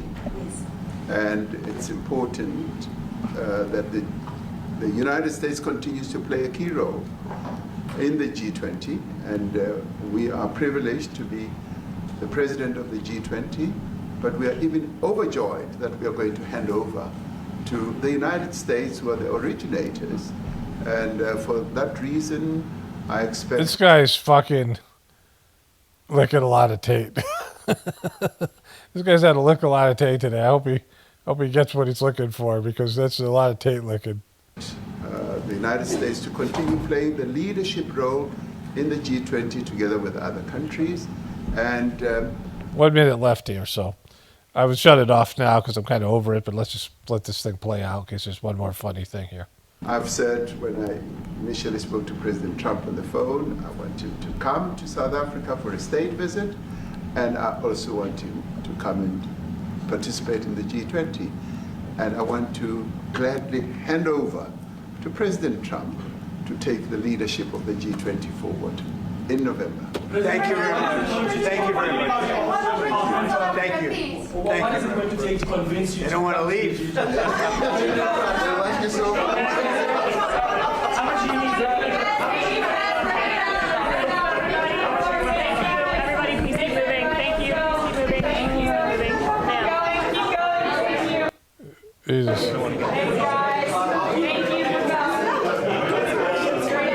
All right, holy fuck. I mean, this is why, this is another level of idiocracy. The guy's name is Cyril Ramaphosa. Anyways, this is a long video. I'm just going to end this here. Only spirituality will save this world. It's Paul Romano, definitely point for the apocalypse and the ascension. Everyone have a blessed day and be grateful.